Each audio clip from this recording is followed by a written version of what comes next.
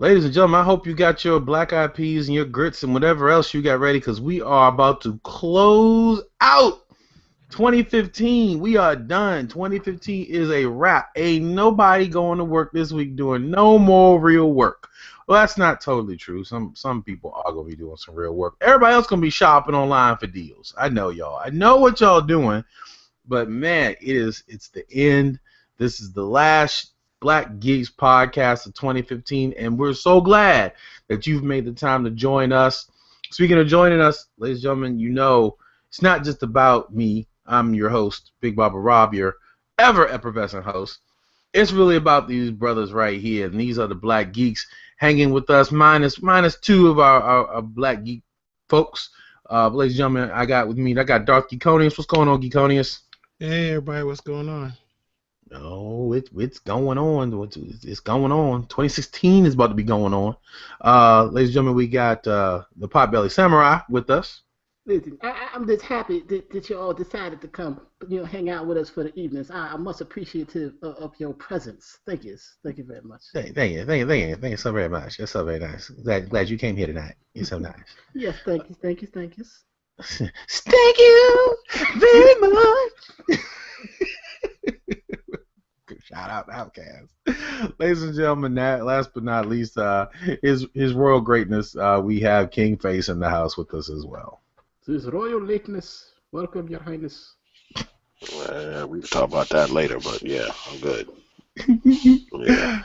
True. Oh goodness. Let's see. Let me pop over into the chat room, see if anybody else is hanging out here. Let's see.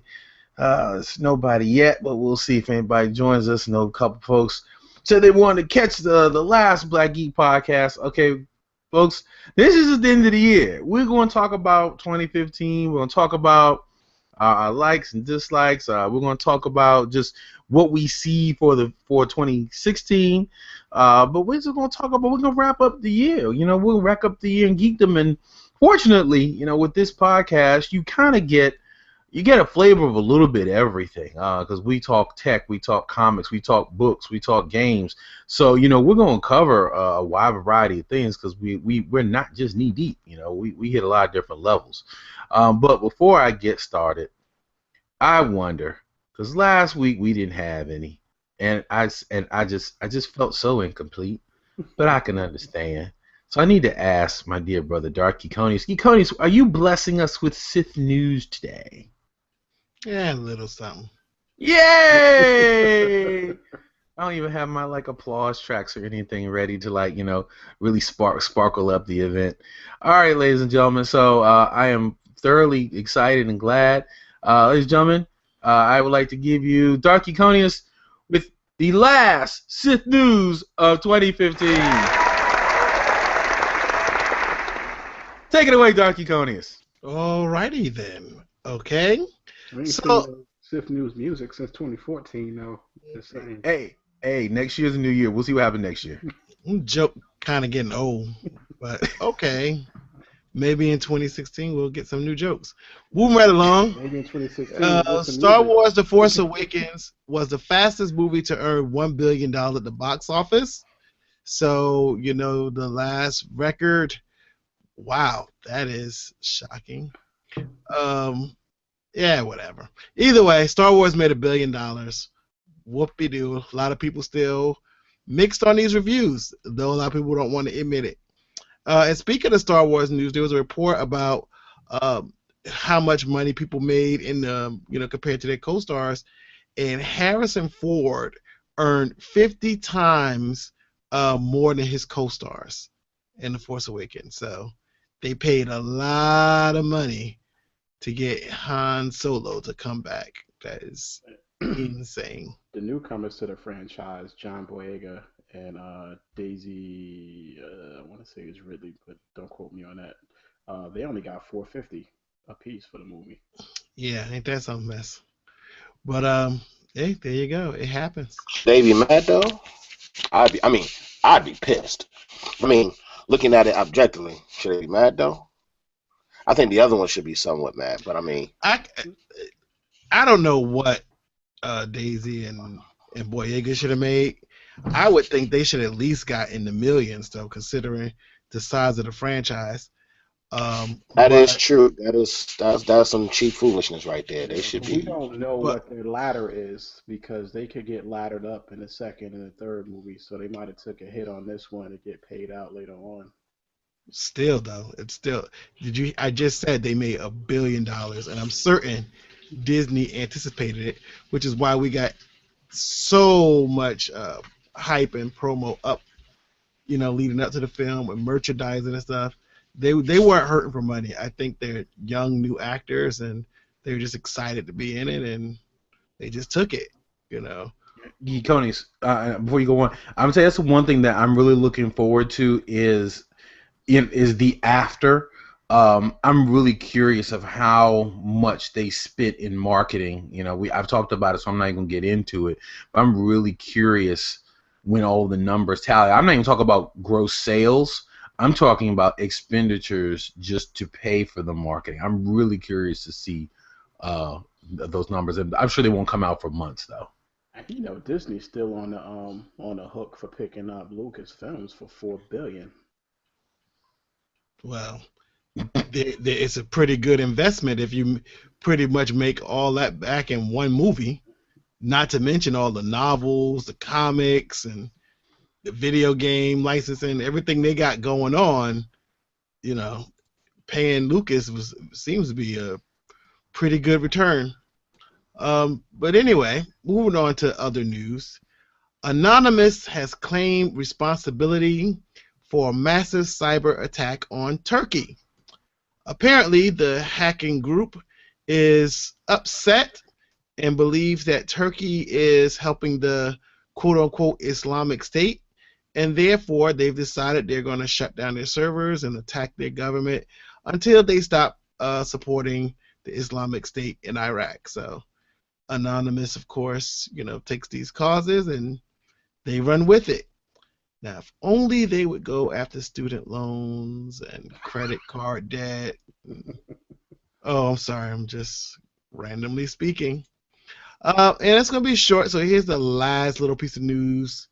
Well, I'll give you one more before that. The Avengers Infinity War directors claim that we are going to be freaking shocked when the movie comes out.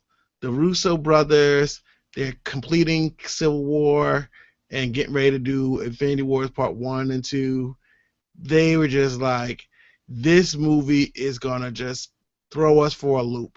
The stakes are going to be raised to a whole new level, and we're going to be shocked when we see these movies. So they're setting the bar pretty high. So, of course, the Avengers Infinity Wars Part 1 and 2, we won't even see any of it until starting 2018. So there you have it. Also, over the last couple of days, the Deadpool trailer 2 has released.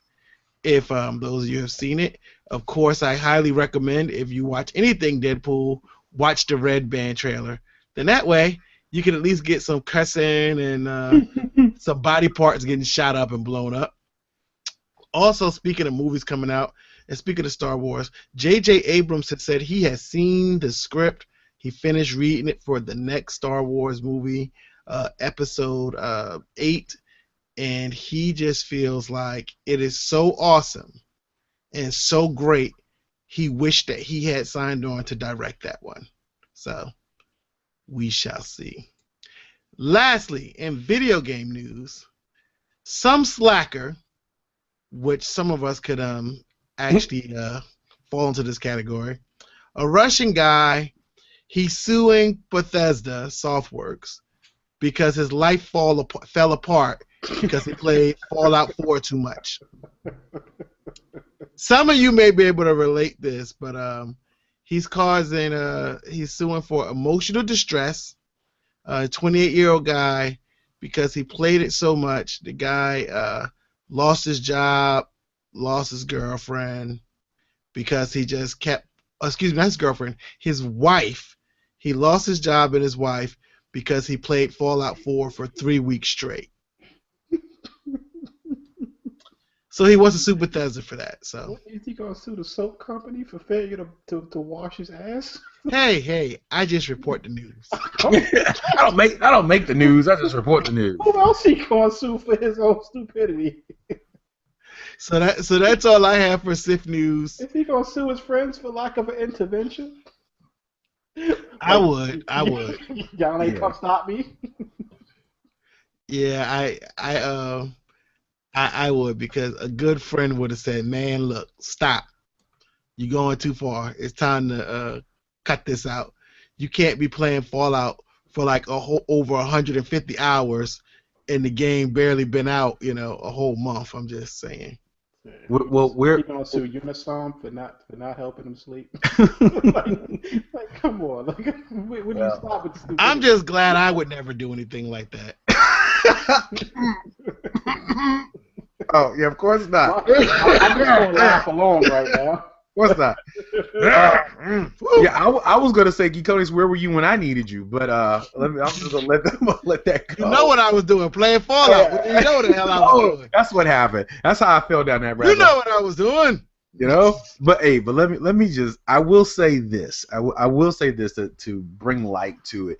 Because I've actually written several articles and posted about it over the years, literally, talking about video game addiction, because video game addiction is real, and the ugly truth to it is that there are people who have died. I don't recall how many in the U.S. World of Warcraft in particular seems to be the deadliest game. Yeah, World of Warcraft has taken a number of people. There have been, I know a lot of the stories usually have come out of the Asian countries. I think it was China, Asian countries, in South Korea. Yeah, South Korea. And there are people. I mean, it's incredible what they do. There are people who die from urinary issues. They not enough water. Drinking. When I say urinary issues, they're drinking like Red Bull to try to stay awake, and they dehydrate. Yeah. So and killing other people. They're putting babies in closets and. Yep. There was that was a drug related issue, but the story I was just thinking about. But yeah, I just want to throw that out there. Geekonis is right in this particular issue. I would never sue anyone for making an addictive game. I mean, thank you, Bethesda, for Fallout 4. Yes, it is obscenely addictive. Fortunately, I kind of already gotten through my issues with gaming addiction rarely on when I was younger. Okay, that was like 5 months ago. But that's beside the point. But no, seriously. But gaming addiction is real. And people lose jobs, they lose relationships, their health declines severely. And hopefully, it takes a loved one to step in, because a lot of times when you're in it, you don't even really see it. You don't. I got a guy. I knew a guy. I don't know. Hold on. I knew a guy who did something like this. I was saying I knew a guy who I was playing a particular game and was sitting there. I think it was Elder Scrolls.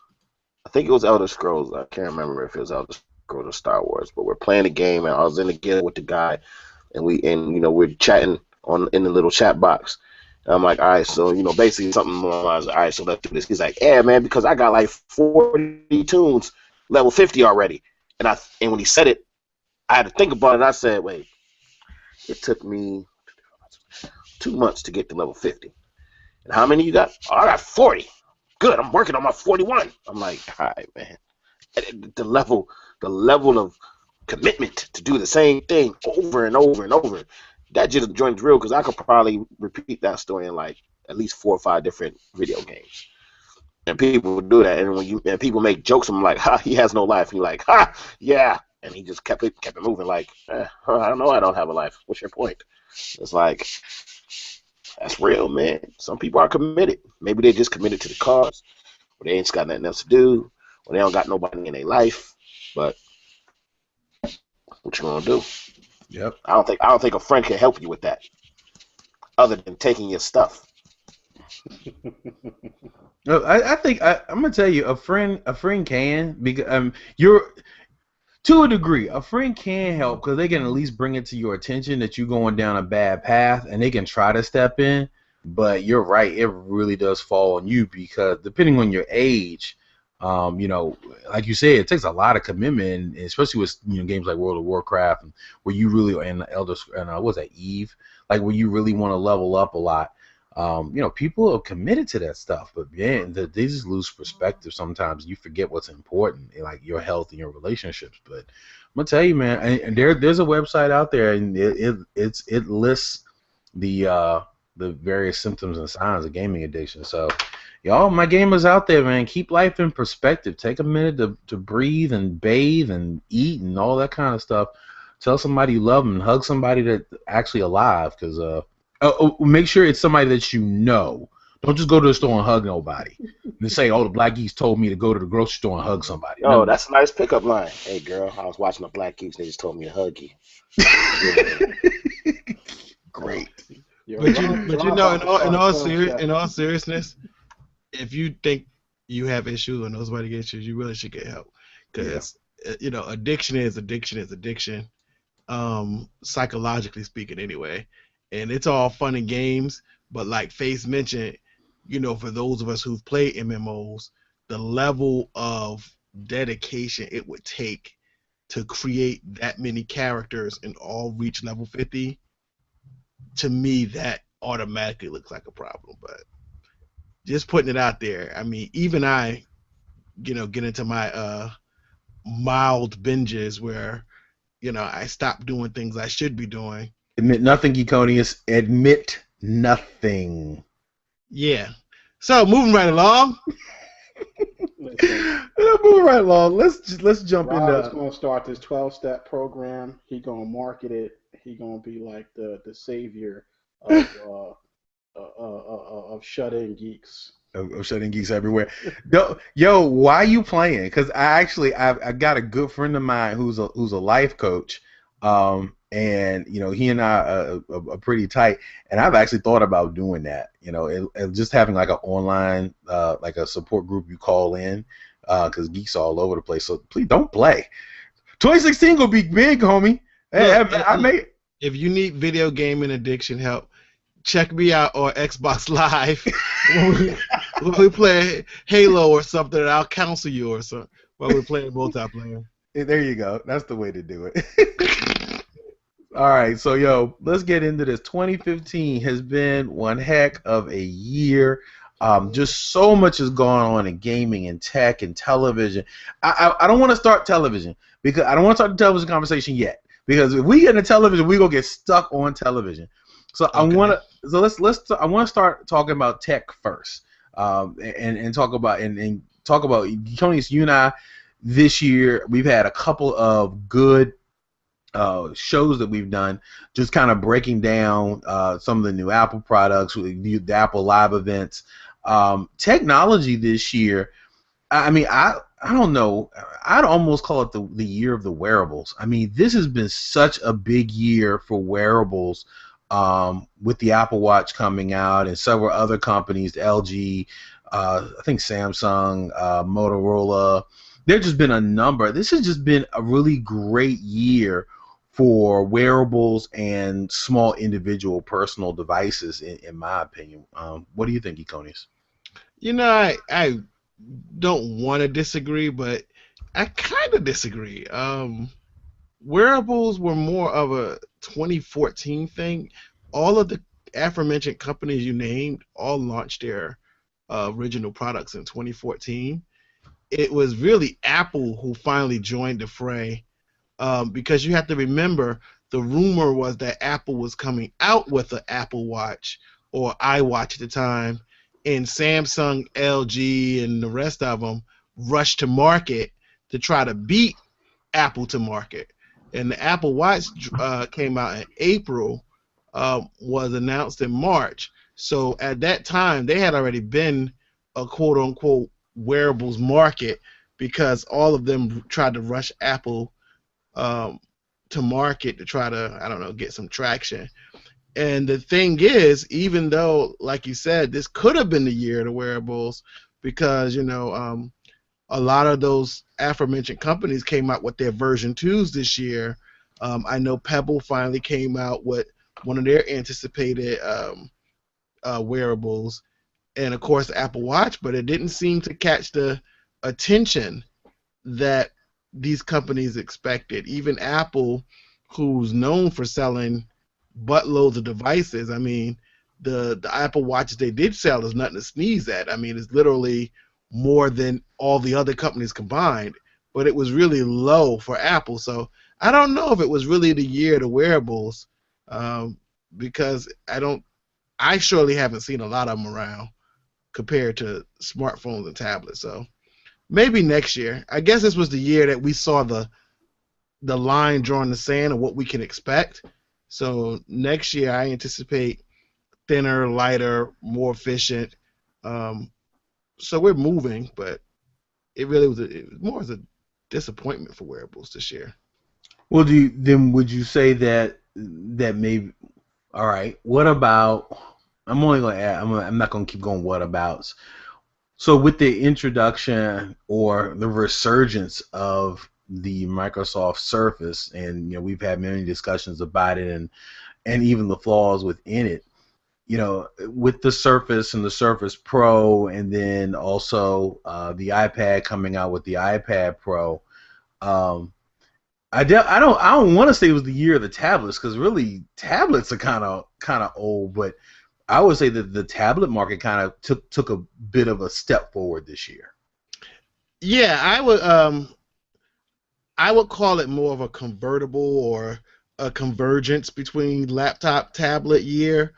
This was the year that we saw technology has advanced to such a degree with our processors and RAM and motherboards and that nature, that the lines between tablet and laptop are becoming blurred, more and more blurred. Of course, there have been companies prior, Lenovo and some of the other ones, who've been experimenting with this, detachable, reversible interface, but none of those really caught on because the technology wasn't ready. I mean, they were still kind of clunky for what they were, but this was the year we definitively saw that laptops and tablets are basically the same size. The same thickness of your iPad, you can, get a Surface Book now, a little bit thicker. In the past, there was a distinction. Even if you had a tablet convertible, it was thinner than your laptop. So now we definitely saw the bar raised, and with Microsoft entering the fray, making their own laptop and their own, fourth generation Surface that's a real contender, and Apple disappointingly coming out with the iPad Pro at least to my eyes, it's a disappointment. I think we've reached a situation where in 2016, one of the things we should look for is, are we seeing, where the tablets and the smartphones did away with your netbooks, in the ultrabooks, if you will, came in and completely killed that netbook market. Are we going to now witness in 2016 more and more people getting rid of laptops? So for me, it was definitely a big year for tablets, quote unquote convertibles, because it marked the end, in my opinion, of the traditional laptop.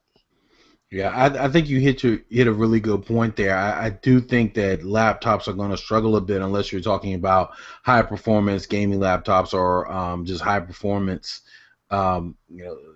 People are doing high end graphics, or because if you look at programming or anything else, laptops are going to really struggle with tablets now coming out with 128 gig drives, and it's like, hey, why do I need to go there? And the portable keyboards as well, and the technology is really going someplace with the tablets. Kingface, for you, what were some of the big technology standouts this year? Well, I have one that's more of a disappointment. That's fine. Go ahead. Anything else? The damn hoverboards. Now, the hoverboards that aren't hoverboards. Yeah. No. Let me get to that. We talking about people suing for stuff. I'm trying to think of when this particular device came out. I don't think it was 2015. I know they got extraordinarily popular this year to the point where everybody wants one. And Christmas, they had to make a killing this Christmas because I don't recall a household or that I went to where at least one person didn't have one. And I did that kind of dip around this Christmas to where a lot of people seeing a lot of people, and they had one. And it was just like, you call it's not a hoverboard. You're saying it's a hoverboard, but it's not a damn hoverboard. So you had me all hot in the side. I was like, ooh, a hoverboard? Let me see. The first time, this like back in, let's say March. Ooh, let me see a hoverboard. And it's just a skateboard doing the opposite direction. And I'm just like, wow, well, it's not a hoverboard. It's just a thing with wheels on it. That's kind of dumb. And so the concept of the hoverboard, which is insane because just calling it a hoverboard seems to make people want it for what? I don't know. I think that's probably, you can't ride it on the sidewalk. You can't ride it on the street. You can't do anything. So it's kind of the most pointless technology ever to be made in existence, I think. And the amount of people complaining about, oh my God, I got hurt. And it's like, you stupid ass. That's what you get. Don't complain that you fell off a damn hoverboard because you didn't know how to hover. You know, take baby steps. But everybody want to jump right off the rails and roll down the street at 10, 15 miles an hour and then get mad when you, oh my God, I didn't know what I was doing and then I fell and broke my elbow. Stupid hoverboard. No, stupid you. Stupid you for riding a hoverboard. So I think that one is the most pointless. I mean, if it was a real live hoverboard, I'm all in. Broken arms and everything. I'm all in. And when they do that, I'm going to buy one. Just off GP because I saw McFly have one. I want one. So don't give me no fake ass piece of technology and call it something that it's not. You know, don't give me a spaceship when it's really a Broham. Don't do that. Don't do that. Give me a real one. Give me the real one. I'll take that one. Yeah, and I mean and it's crazy because the things go at like $500 a pop, easy, and you got kids with them, children with a $500 device that they can't use anywhere but their garages and driveways, even though you know they're going to do it anyway. But it just seems kind of silly to me, you know. So the hoverboard, the phenomenon that is a hoverboard, the fact that it took off the way it did, they made money, they made bank, so they're not caring that they came out with a fake ass name. It's called marketing. Yeah, they marketed the crap out of that. And so whoever's on that marketing team should get a raise, a real one, a serious one. And also do some pro bono work for a certain group of Black geeks. I guess. Contact us in the email. Yeah, you can just, hey, you ever seen that damn detective drama where they're not that, but we're going to sell it like that? Hey, might as well, Law and Order all day. That's what we do. So, I mean, you got that. And I think I don't really see anything that's coming on. Like y'all mentioned the tablets and the computers, and no, those are kind of older technology. In fact, I think tablets kind of lost their appeal at like not as much as they used to. I mean, I used to carry around my tablet as if it were a laptop, and then laptops got smaller and still more efficient, and the battery life is a lot longer than a lot of these tablets. So it just seems kind of, I guess you could use it in conjunction. There are uses for it if you do more than just surf the net. And I think that's an unfortunate part of reality that a lot of our tech users don't use the devices that they have to its full out capacity to a very large amount. I mean, I've had my tablet for a couple years. I think in the last 7 months, I've seen the potential in actually having one, but the layperson won't care about that stuff until they actually know how to do it without having to think. And so that's just unfortunate. I think that's more of a problem for people than it is the device, because they're giving you something that has extraordinary computing power, but we don't take advantage. And that's unfortunate. I mean, I think my wife, wonderful wife, bought me a pad for my birthday. I didn't know. I would have told her not to. I would have told her not to had I known. And not because, I mean, I got it and I've started using it right away. It's just, I didn't want one at the moment, but I do see how I can use it. It just wasn't one of my top 5 things that I would have got for what she spent for it. So I don't think they're worth that anymore. But if you could get it for cheaper, I think it is a decent tool that you can use. I think the allure is gone to where you have to spend that kind of money for a tablet device of any kind, Apple, HP, whatever, Android. I don't think you should be spending upwards of $500+ for a device like that. But if you can get one, I'd get one. But she bought me a tablet, and I started using it right away. I was talking to Gregorian, and he was saying basically, I don't see the point of ever having one. And I kind of disagreed because I do more than just surf the web and do regular, menial tasks on it. I mean, I'm a programmer by trade, and I actually do that on my tablet, and it's fun. And I found I could do a whole lot of stuff. Not that I just literally in the last few months, I started testing the waters of what I can do, knowing what the OS is and how it correlates to everything else. You can do a lot actually with your tablet that you could probably, and it's something that you could literally just hold in your hand and just put it in your pocket. So I guess, technology like that has passed its purpose as far as the flair for what it is, but I mean, I think for the average user, people aren't really on it like that, but I think more of us need to be in tune to what the technology that we do have. Because I think a lot of new stuff is coming out, and we're throwing old technology in the garbage that hasn't even been fully used yet. So I just feel like when it comes to tablets, my first and only iPad was an iPad Air that I barely use. But it's not because it's not a great device. It's an amazing device. I just think, going back to the comments I made a little bit earlier with Rob, I think that at the end of the day, the line has been blurred so much, we're now in an either-or situation.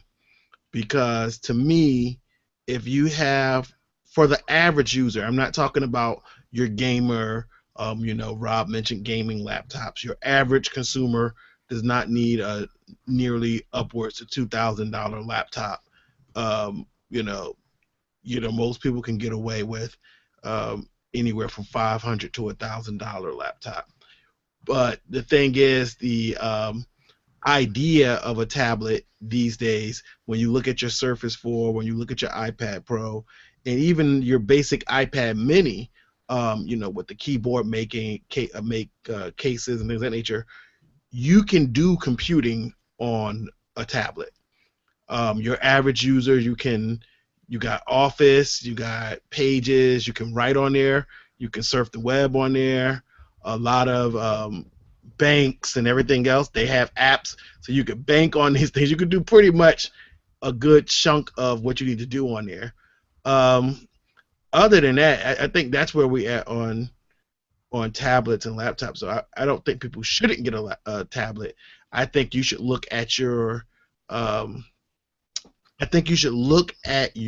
technological setup and make a decision based on technology. Don't be a person like myself who's completely in the Apple ecosystem, where you have a Mac Pro, a MacBook, a tablet, you got a phone, a watch, and you realize that you don't need all these devices.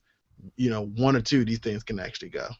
So because while you're talking about devices that need to go, and I'm not saying that it needs to go, but I think could you talk to the people a little bit about what about Apple TV? The Apple TV. I don't remember, because I don't follow Apple TV that much. I think it was this year. I kind of thought it came out last year. But what about Apple TV? Is that ready for prime time? Should people look for more advances next year? I think the new Apple TV, I actually got one. I had no intention of getting one. I had the last generation, the Apple TV 3, and for me, the Apple TV was a good addition to my Apple setup. It was a tool for me to use for some, watching stuff on the television that I'm not already watching on my Xbox, because some of the features are duplicated in other technology. Your average smart TV these days has apps built into them. But one of the neat features of the Apple TV that I personally enjoy, if you're in the Apple ecosystem, is the idea of pushing things directly from your computer, your tablet, or your smartphone to the Apple TV, and everyone in the house having that ability as well. So, on day-to-day usage, you might be sitting in a group setting and someone could be, let's give you like on Facebook or Twitter, watching some kind of video or looking at a picture, and they're like, oh my God, this is so funny, you guys should see this, and all they got to do is push a button and bam, it's on the TV. So that's one of the cool features. This latest revision of Apple TV, what makes it a lot better is the introduction of the App Store. For those people like myself who use things like Plex, that was really huge because they had the Plex app, and it's a lot more apps. And just in the last couple months, Apple launched with like barely 1,000 apps for the Apple TV OS, and now that's already quadrupled. So, it's not something that you must go out and buy. It's definitely a good upgrade if you already have an Apple TV. And what Apple has planned, you can see, but right now they're being completely stonewalled by Comcast and the other big TV agencies, because Apple is basically trying to get to an app situation where we pay for TV, much like we do for HBO Go. So it's just a matter of time. So if you already have your tablets and your smartphones and you're watching TV and things with those apps, the Apple TV is a good way to bring all that together, much like the Roku and things like that nature. I can't say that Apple TV is significantly better than those other streaming boxes or devices, with the exception of if you're already in the Apple ecosystem, it's a good tool to have if you're in that ecosystem. Got it. Potbelly, what was your experience with the Apple TV this year? Dude, I loved it. When I first got it, I didn't really see the utility of it until recently, and being able to connect multiple devices to it. And Apple has done some interesting things as far as expanding the number of channels that they have available through Apple TV. So a lot of like content that you can get like through Vimeo, like online, you can now get through Apple TV. Some other sites that you would normally like go to for video content are now directly on Apple TV, which is really cool. Also, uh, having access to Plex and being able to watch movies directly through, like, literally load up a movie on my phone and then play it on like any TV in the house has been like super cool. I was just watching a couple of kids movies with my daughter, which was a great thing. So just the flexibility of it, and the fact that you can see the cord cutting revolution coming. As soon as Apple can get past some of the contractual hurdles so that we can actually get things like, HBO, like live HBO on the Apple TV. You can get things like, the premium channels. Because let's face it, everybody who's got cable, you literally pay anywhere between $1.50 and $300 a month for about 12 channels, 12 networks. That's really what you're paying for. So to be able to take those 12 channels or 12 networks and migrate those over to the Apple TV for a fraction of the cost and then fully cut the cord is awesome. It's something that I'm totally looking forward to it. So I'm using my Apple TV in ways that I never used it before. So I'm kind of having a ball with it. That's probably my tech highlight for the year. That and combat lightsabers. I'm freaking having a fantastic time. Glad you mentioned it. See, now I'm gonna have to go run and get mine out the room real quick. No. We ain't got time for that. Ain't nobody got time for you running to get stuff. I mean, we were at the movie theater to see The Force Awakens, and combat sabers have become so popular. I mean, we had guys come up to us to check them out, guys who have other combat lightsabers to see what ours look like. So to be able to, kind of transition from, the movie into reality and just have that kind of fun. I think Geconius and I were dueling outside the theater. We both had our robes on. My forehead just healed. A guy literally rolled by with his smartphone, recording us as we were dueling outside of the movie theater. So those are my two. I'm not a huge tech guy. I'm more about like practical uses for technology, things that I actually do with them. So Apple TV and lightsaber dueling. That's my 2015 technology highlight. Cool. Real quick, so are we going to do that in the next con we go to? Is everybody going to go lightsabered up? That would be cool. Yeah. Because I'm going to have mine. I'm telling you right now. I'm going to have mine by then. I know who won't have his. You going to spend the money? Yeah, I'm going to have mine. Hateration coming. Who's not going to have theirs, Rob? Oh, me. You know, but I'll bring my Matrix of Leadership just so I can look geeky if you like. I'll bring my Matrix of Leadership. You got the touch. I'll start. I'll sing the song too. Potbelly, while you got the mic, let's. I want to roll through. I'm gonna hit you guys because you guys obviously I read 2 books this year, so I'm not gonna be in this conversation. Best books? Are we going there? So if you guys could just get prepped because I'm gonna go Potbelly, Face, and Geconius. Let's talk books. Twitter know. They did not know. Okay. Tell Twitter it's about to be on and popping. You about to get some awesome book recommendations. You about to hear some stuff. Just go. All right. While Potbelly Samurai's talking, I'm gonna let Twitter know. But could you guys let people know what were the books for 2015? Now they don't necessarily have to be published in 2015, but books. But I want to throw in comics as well. So Potbelly, if you could just tell. Let folks know you need to check out this book, this author, this comic book. Hit it up. I'm behind on comics, but I'm up on quite a few books. I'm gonna drop whole series for y'all to just wrap y'all brains around. The first one that I'm gonna drop for y'all, and Face is gonna chime in because I put him onto it, and now he's feeling the heat. He understands where the real fire is at, and that's Sandman Slim joints. The Sandman Slim series is by Richard Cordray. That joint is fire. I cannot say that. Didn't I tell you that was going to be a good series? Fire. I told him. Fire. Face can kiss my ass right now. I told him that was going to be a good series. I said, you should read that. Since last year, get up on that Sandman Slim. Get up on that Sandman Slim.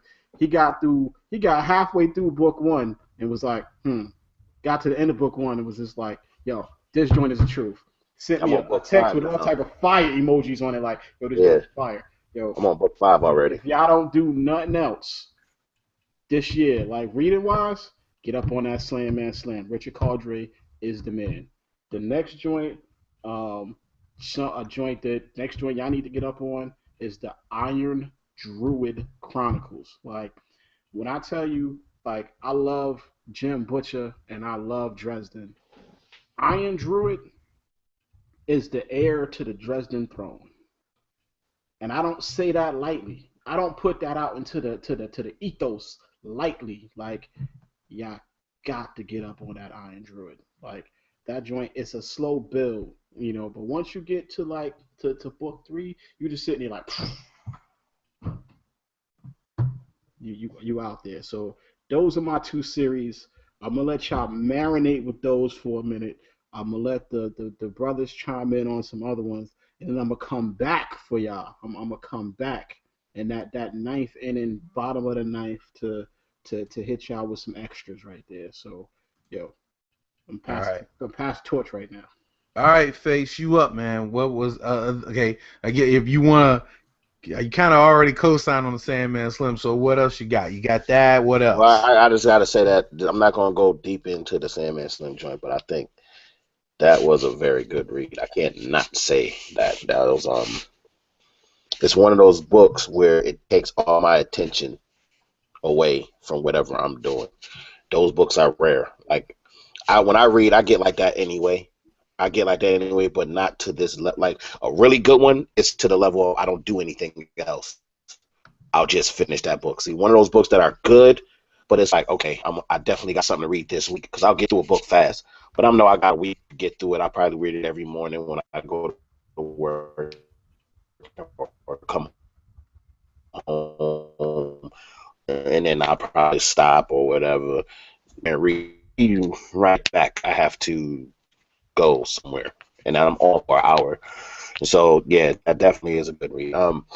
One of the books, I guess, I go into some books that maybe people may or may not know about. I found a new favorite, a new author that I got a lot of respect for this year. I don't think she came out this year. I think a couple of her books were published a long time ago, probably like I think the first of her books published in 2006, but I didn't really get into it until this year. That is Gillian Flynn, and she wrote a couple books. The most popular among them people might know about is Gone Girl. They made a movie about it with Netflix. The movie was okay. The book was awesome. I know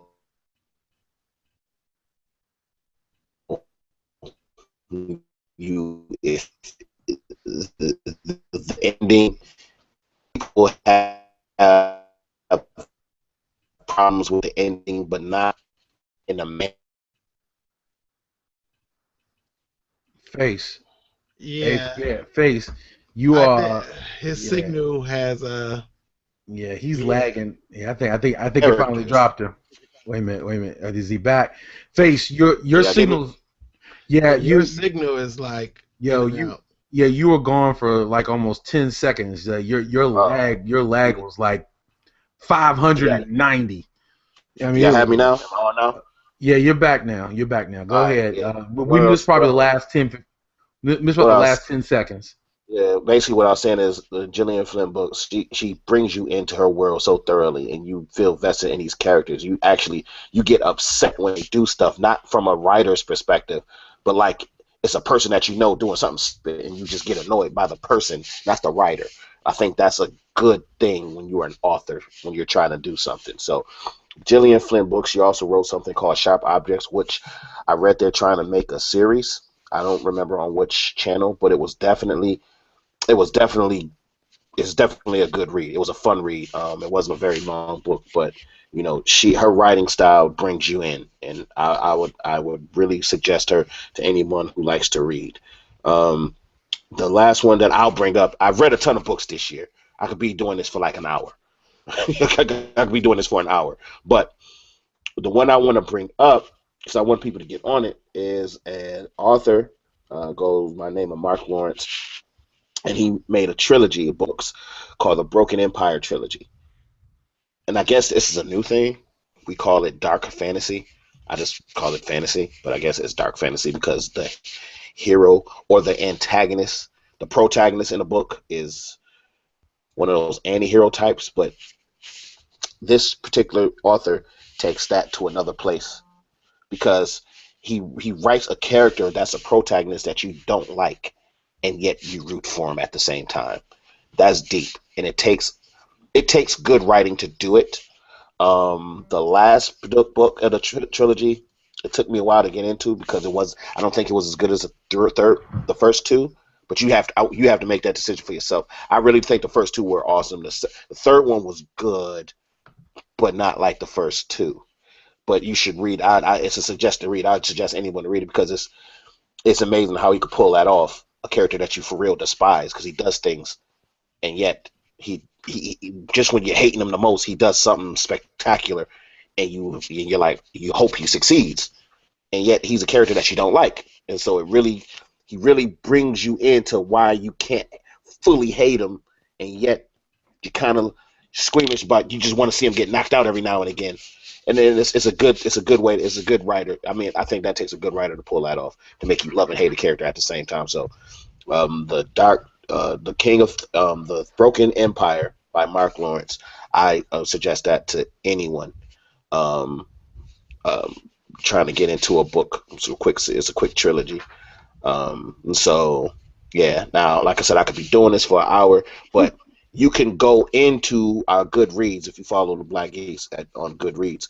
I have a lot of the books that I've read in 2015 listed, and I'll be updating it even some more throughout all of 2016, because I've read a ton more that I didn't put up there yet, but I got a good chunk of books that I've listed along with some of the reviews at K-Face. I start all our posts like that, so you can check those out along with some of our other fellow geeks. I think they got some books up there as well. You can go on to our Goodreads and check us out. You can see our complete listing of books and reviews that we tend to read, and I'll be updating it even more, and we'll probably do another book show in the near future, myself and Geconius, and anyone else who wants to come along. Yes, our next book show is going to be in 2016, and of course, for those who listen to our one and only show, it was so crazy in December we couldn't get another show, and our book of the month for December was Mistborn, book 1. So we're going to be talking about that on our first show in January. Just a programming note. Cool. Is it my turn yet? Let me just throw my. Let me throw Injustice comic book series. This year I've been riveted to Injustice. Every year I've finished up to year 4. Every year has been absolutely incredible. Just when I think they couldn't get any more epic, it got even more epic. So Injustice has been an absolutely incredible series to watch, to read and follow along all year long. So thoroughly in love. The comic book series. You're up, Darth Geconius. I shouldn't have paid this to the chat room. We have people with issues. Ulterior motives. No issues. Moving right along. I'm just going to go over some of the books that I've read this year, and I've read a lot too. I'm also one of those crazy readers. Big fan of the Halo novels, Halo from the Microsoft video game. I read New Blood this year recently. That's a good book to check out, as well as Broken Circle. Some of the series I knocked out, Lightbringer series by Brent Weeks. Have to check the Lightbringer series out, as well as the Mistborn series by Brandon Sanderson. Great series. Check that out as well. Robert Kirkman's Walking Dead novels, the book Invasion and Descent. Check those novels out. The Walking Dead comic book issue 149 recently came out, and it's literally, I think I literally wrote. I'm so distracted. I'm going to not look at the chat room because somebody. Yeah, don't look at the chat. Somebody's smoking crack. But literally, the last issue of the Walking Dead comic book was like Silence of the Lambs in my opinion, or at least a nice riff on Silence of the Lambs. So you need to check that out. Disney, Marvel came out with some Star Wars comics this year, as well as some novels that were good. Chief among them that I thought was some standouts was the Darth Vader series and the Lando series and the regular Star Wars series. But some of the novels I like was Sith Lords, was it Dark Apprentice, and both those ones was fire. And Dark Disciple. Dark Disciple, that's the one. And I also happen to like Lost Stars. I thought Lost Stars was really good. That was fire. Yeah, so outside of that, some of the only other stuff I checked out was Stephen King. I can never say enough about Stephen King. Finders Keepers, the second book of a trilogy he's working on currently. That was good. He also wrote a book this year called Revival. That was amazing. The latest Anita Blake book came out this year, Laurel K. Hamilton. I'm a big fan of Laurel K. Hamilton's work. And I think I caught up and finished the series this year, the Kim Harrison series, The Hollow. So check that out as well. So that's pretty. Again, I'm just like Face, which is why we have a separate book podcast we're doing, because we could do this for hours. So check that stuff out. The Hollows is going to be my circle back and follow up, because I'm not a huge fan of the genre. Although I'm probably the only one who didn't really like Anita Blake and kind of tapped out on it. I actually like the Hollows quite a bit, and what was it, like 13 books in the Hollow series? Mm-hmm.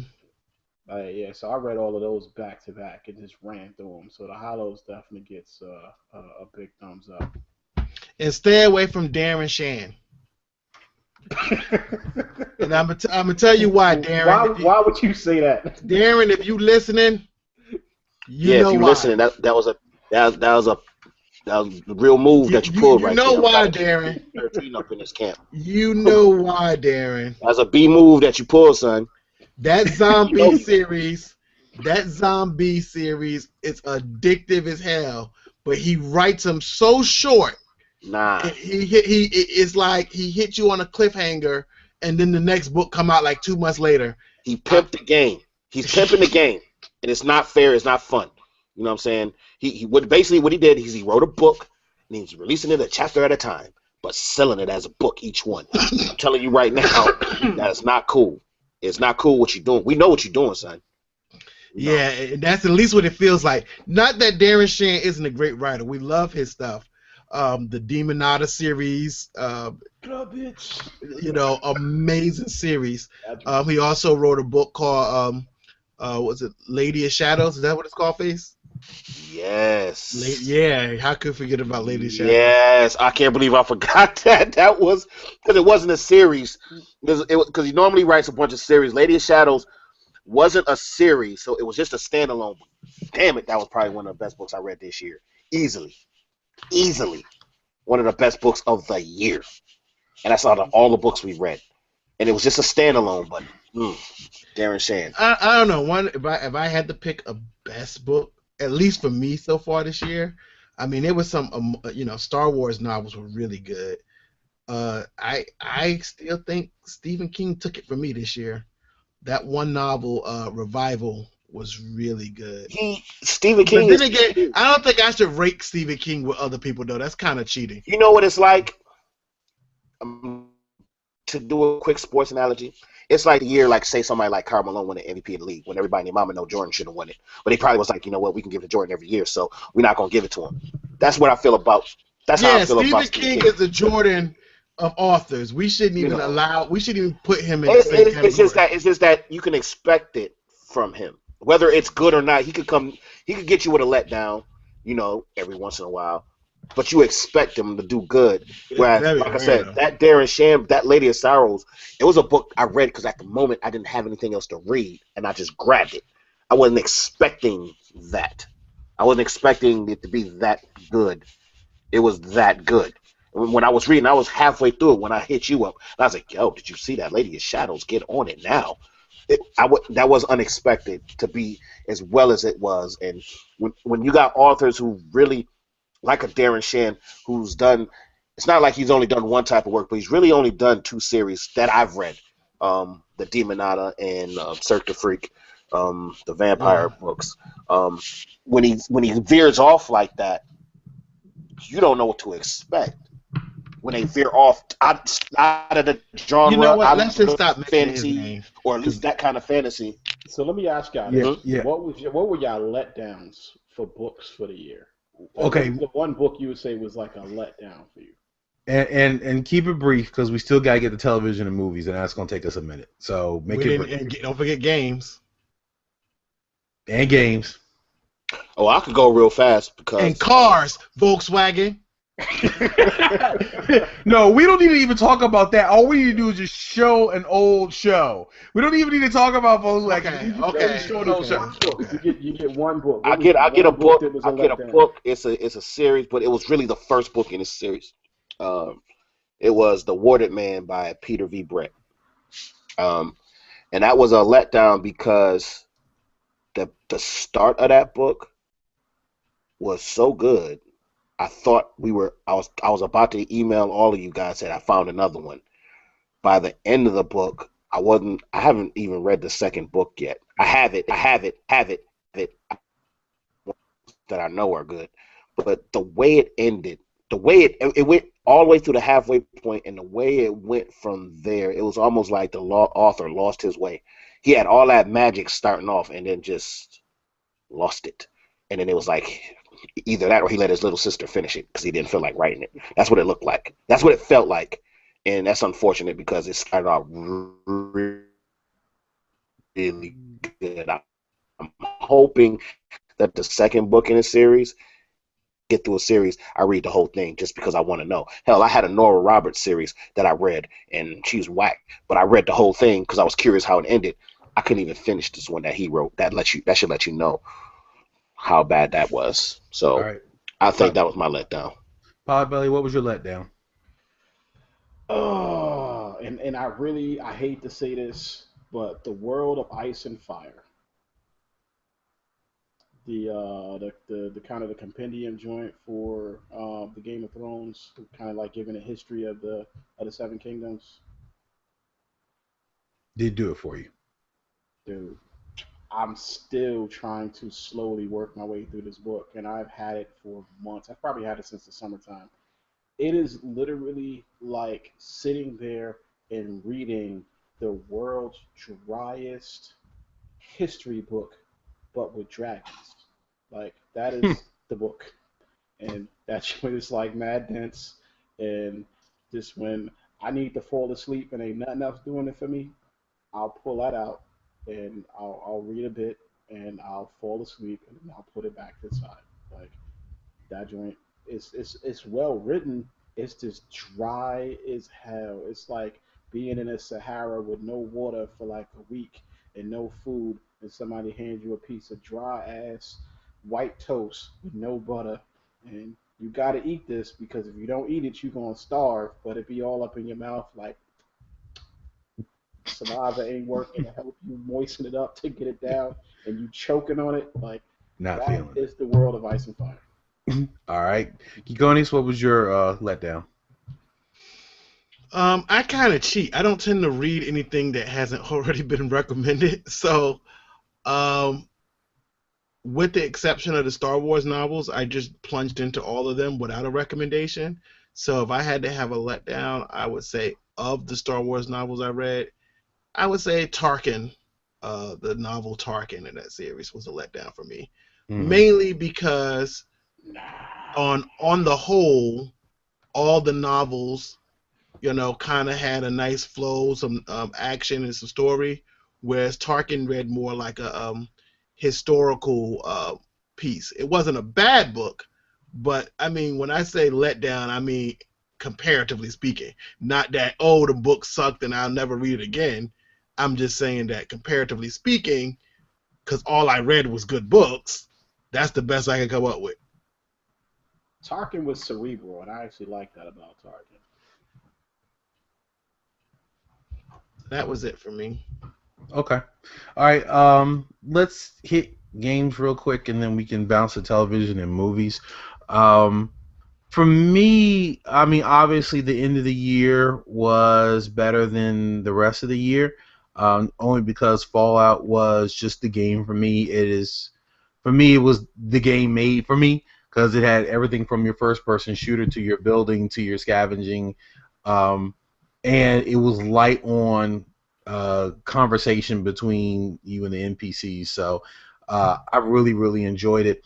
Early on in the year, Terraria has really come a long way. It's released a lot of really good updates to it, and Terraria got even better. I just like building stuff, so it was just a really fun game. And a sleeper game for me this year was Prison Architect. It started out as an early release on Steam, and I was like, I'll check it out. And it actually turned out to be a really, really fun game. Yet again, a builder. But the fact that you could build a prison and then sell it and take that money and build an even better one the next time around, it just really made the game fun because you could actually build off your previous successes. I could go on. I do want to mention one game, Mad Max, because Darky Conius wrote one of the top articles on the Black Geeks website talking about the movie. I'm sure we'll probably come on when we talk about the movie and television section. I will not. Okay, great. So we won't talk about that at all. But you should still read his article on the Black Geeks website, www.theblackgeeks.com, or just theblackgeeks.com. Still is a good article talking about diversity. But the game was surprisingly good. It reminded me a lot of an old game called Rage because of the drivability of it and the combat. But that was one of the better movie to video game adaptations that I've seen in a really, really long time. A fun game to play, kind of reminded you a bit of Shadow of Mordor, kind of reminded you a bit of Assassin's Creed, but the driving just made it so really interesting, the different things you could do and the different weaponry on it. So I did just want to give a shout out to the Mad Max video game because it actually did very well and is currently on sale on Steam for $20.39. By the way, 66% off. Definitely a good buy for gamers who like the genre. Open world, post-apocalyptic. Go to King Face. King Face, for you. Probably, I'm not even going to you. I know you don't do games that much. King Face. Because I don't really get a chance to. Because you're always reading. I think my game selection for the year is Injustice. All right. King Face, what about you? What was your games for this year? Games for this year. Oh, well, I liked Elder Scrolls. I actually enjoyed playing that game for a good long while. And in fact, I only stopped playing it when everyone else stopped playing it. So, whenever games go free to play, it kind of goes downhill as far as I see it. But that was a fun game. GTA, that was surprising. I didn't think I'd get into that game. I still can't believe I get into that game. Maybe that just lets me know there's an inner violent person in all of us who likes going around stealing people's cars, crashing helicopters, and having sex with women on the freeway. But, stuff like that. GTA, Elder Scrolls. I played a little bit of Star Wars, but that's an older game. It's not old. That's not really that new, but they did a lot of different things. And revisiting some of the old games I played, like Star Wars and Star Trek, I think they're trying to catch up to what the new MMOs are trying to do. So that's always actually a good thing. I don't think you should be saturated with only one game. So yeah, I haven't tried Fallout 4. It's been recommended to me by a few people. Dude, don't try it. Don't. As a friend, I'm gonna just say, go. It will ruin your life. You will lose your wife. You'll lose your dog, your job, your home. Just as a friend, stay with GTA. Don't touch it. Yeah, I mean, I normally am able to deal. I think I can hold it down. I mean, these games do get addictive, especially leveling games, especially games where you can build and create and grow. Those are the games that get me more than anything else. And yeah. So, and those that you can play online with other people. I like MMOs more than I do anything else, but I did get caught up in Red Dead, like I'm insane. Just stayed in my man cave and never came out until I was able to beat the entire thing, which is one of those games that you don't have to beat it, so you can just walk off on tangents all on the regular. So, yeah, I'll say that was my gaming experience for 2015. Cool. All right, Darky Conus, what about you, man? Keep it real brief. I'm not as big of a gamer as I play on TV, but Mortal Kombat was really good. I really thought Mortal Kombat was a pretty good update. And even some of the DLC that came out with Jason, now you got the Predator and Alien. I think those are some good things coming up. That was good. Halo 5 surprisingly wasn't as great as it normally is. The features are good, the graphics are good, it's fluid, but one of the greatest things about Halo, at least for me, has always been the story. So, yes, the story wasn't good. Well, I haven't finished it, which goes to show you either I'm not as much of a gamer as I used to be, or it's not keeping my interest as much. I think one of the things that you said, not to cut you off, but I think one of the things that you said with the Halo is in previous years it's been like 2 players. So you're not trying to do it on your own. You can do it with other people, whether it's with your sons. I used to come over there and play with it or whatever. We have a Halo tradition. Literally, me and Face have been playing Halo together since the first one. We literally come over and we just play it straight through the campaign. This year they got rid of it. Yeah, I think that'll kill it for me. The co-op is still there, but with the addition of the graphics and things of that nature, the only way you can co-op is the other person has to have an Xbox One as well, and you co-op, from separate, Xboxes, of course. It's not the same as split screen. They got rid of the split screen. But also Forza was a solid entry. I finally got my hands on GTA. I was addicted to GTA for a while. I'm glad I crawled out of that. Um, and I can't really say enough about Fallout. I mean, Fallout 4 has taken 90% of my gaming time this year, and that was just in the 1 month that it's been out. So you put that together, I think I played Fallout more than every other game I played this year combined. I did finally beat Dragon Age Inquisition this year as well. Awesome story, by the way. I loved it. I heard that it had a bit of a twist at the end. It had a nice knife in the stomach twist, which I love that stuff when you don't see it coming. I love clever plots that have build up and great writing that, you don't see it coming and it's clever and brilliant at the end. I like that type of stuff. Some people just think it's corny and cheesy and not that good, but Yeah. Real quick, and then we'll go into TV movie. I do just want to throw out Just Cause 3 released a few weeks ago. I want to mention it because Just Cause 2. It's been a long time since 2 was released. For 3 to come out, a lot of us who played 2 were really hankering for 3. 3 did not disappoint. 3 was it is so on point. They've done some really great things with the tethering and the glide system, the physics, and it's just a rock solid game. Really, really love it. And a little unsung game that is actually getting a lot of play that's a hell of a lot of fun is Rocket League. It's a great online. You can also play a offline mode, but it's just a really cool game. Basically, it's playing hockey or soccer with race cars with turbo boosters. It's insanely fun. But I just want to throw those 2 out there. All right, so let's get into our final segment, see if we can get this thing wrapped up by midnight here.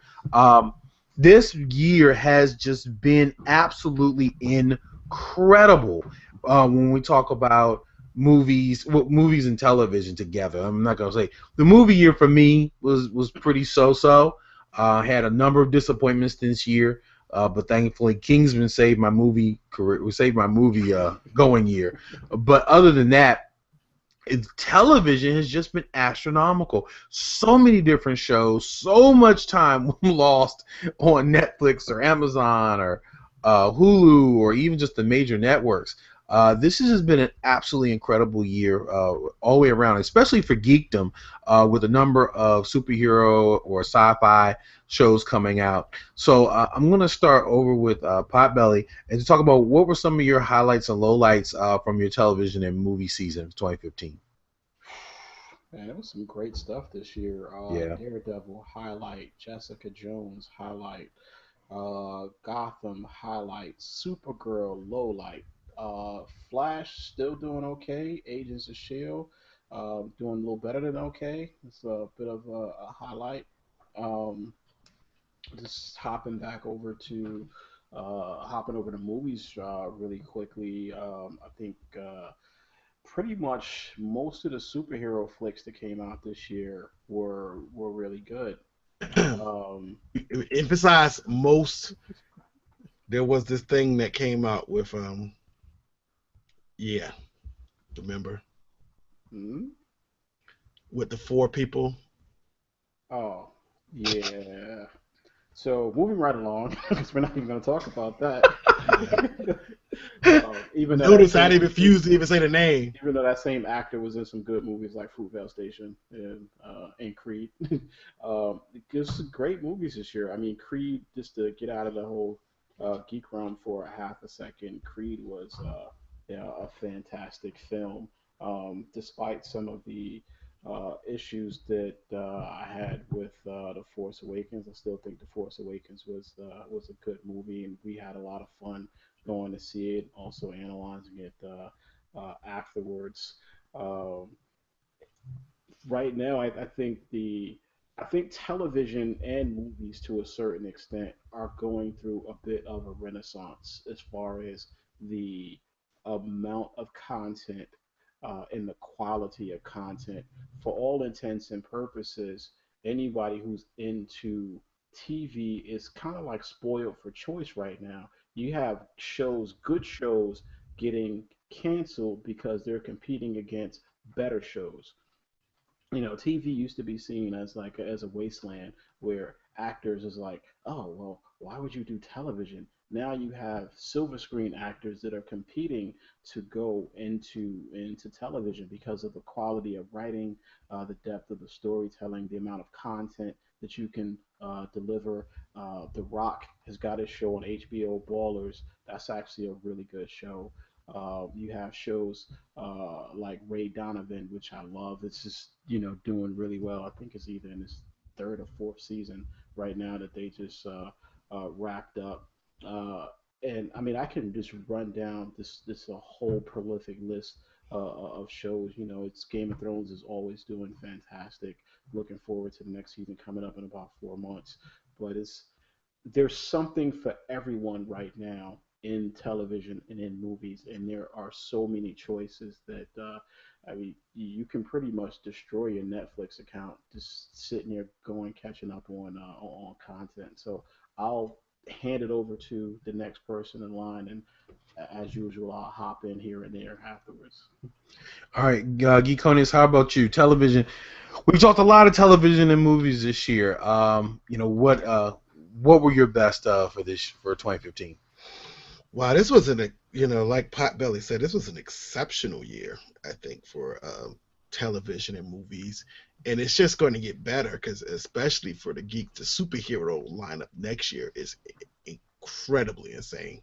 If you thought this year was good, I would say some of the highlights for me, I can't say it enough. To me, I think at least two of the best movies to me this year, Straight Outta Compton and Creed, I think were two of the best movies. I think you got to put Dope up there. Yeah, I got to put Dope up there too. But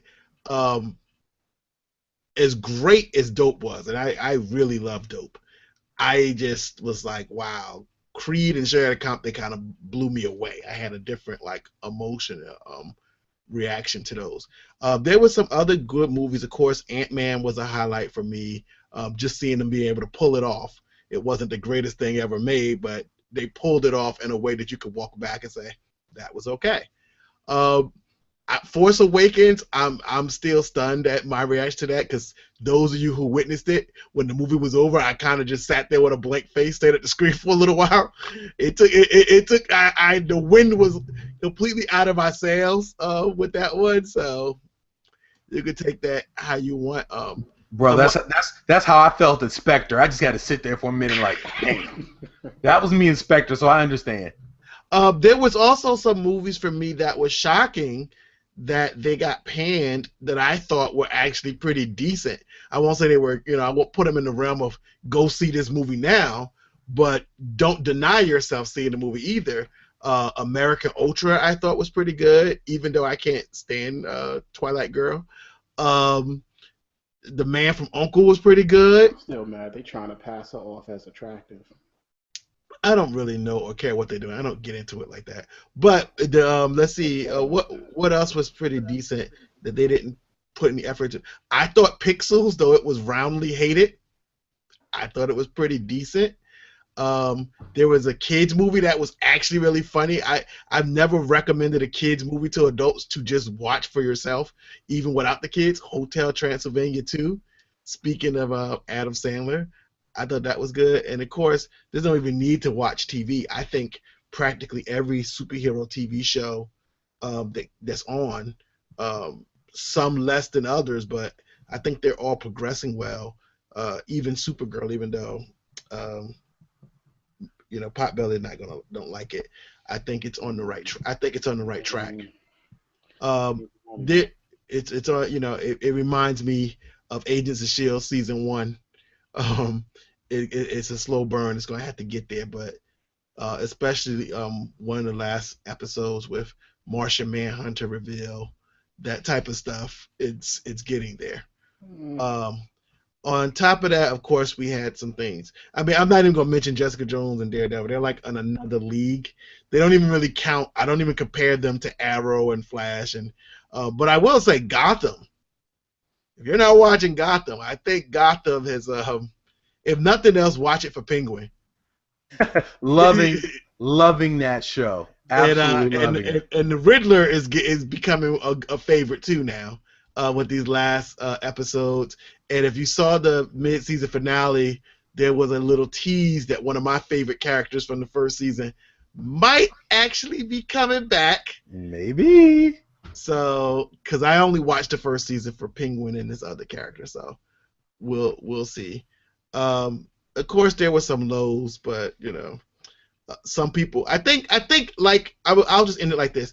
Potbelly is 100% correct in the fact there was something for everybody, because you had movies like Mad Max that people are calling the best movie of the best action movie ever, essentially, and I just don't get it.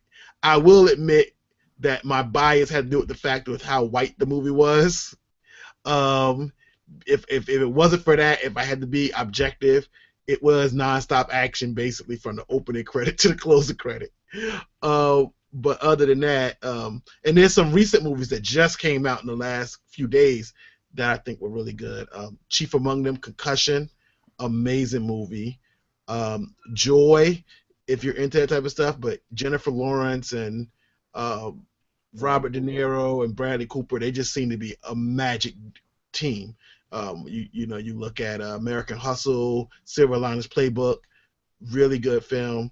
And though we've been fighting it out in the chat room, I do think Hateful Eight was a good movie. You're the only one who thinks. No, I don't. I am not the only one. As far as the chat room is concerned, everybody. That is not true. Bison liked it. Bison defaulted to it because he has a soft spot for westerns, not because it was that good. No, it was a very creative movie from a writing standpoint.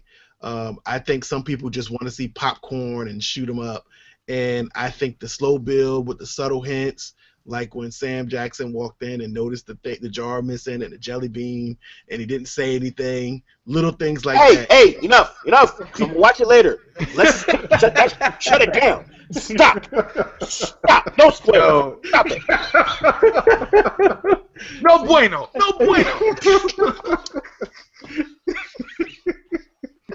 Shoot. Yo, you did not throw out a spoiler alert. How dare That wasn't a spoiler. That was a spoiler. No, it's not. I didn't say what any of that meant.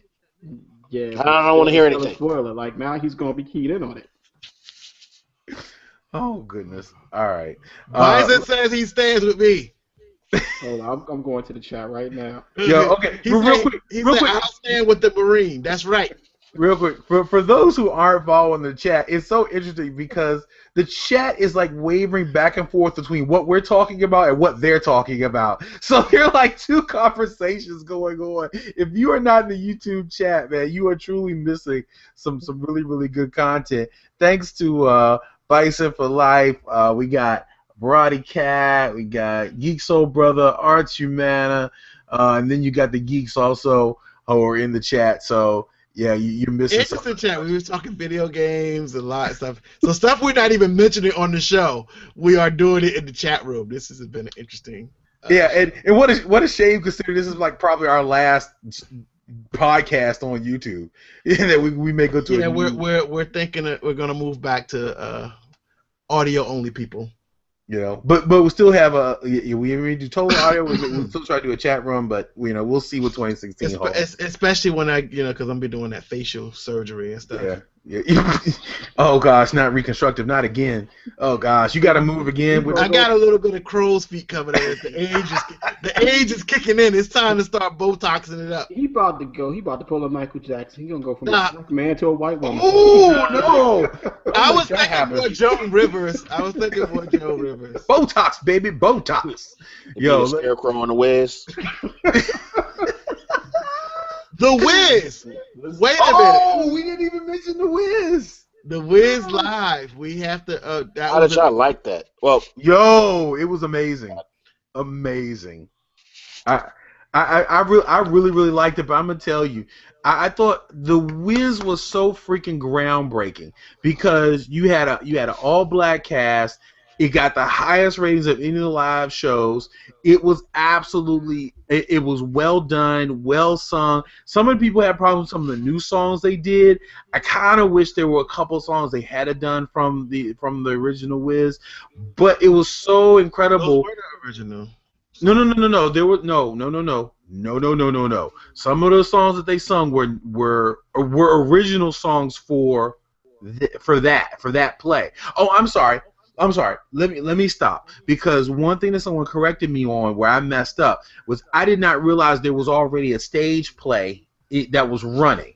So evidently the music that they did was from the stage play and not from the movie. And the movie with Diana Ross and Michael Jackson was an adaptation of the Broadway play, and what NBC did was the Broadway play. Right, and that's why I wanted to fix that, because I was not aware of that at all. So I was like, oh, okay, and then now it made sense. But that was a pivotal moment. But I'm gonna tell you one thing. My last comment about it is what really made that the Wiz special was Black Twitter. That it was such a coalescing moment that we came together around this show. And there were some people who were making jokes about it, they were making fun of people, but there were some people that really understood the gravity of this moment. And there were people who were laughing, they were crying, I don't know what they were really doing, but there were people who were just really in it, and we were together. And it was a good experience to have together. And Black Twitter really helped it for me enhance that sense of togetherness, that I just wasn't the only one sitting there like hoping that they sung this song or they did this particular scene. Real talk. My daughter, and y'all all have spent time with my child, and I've only seen bits and pieces of it. My wife watched it twice. My daughter runs around the house singing, "Can I see a brand new day?" And just like that. That's like she's singing like every song, and she's like such a sponge especially when it comes to music.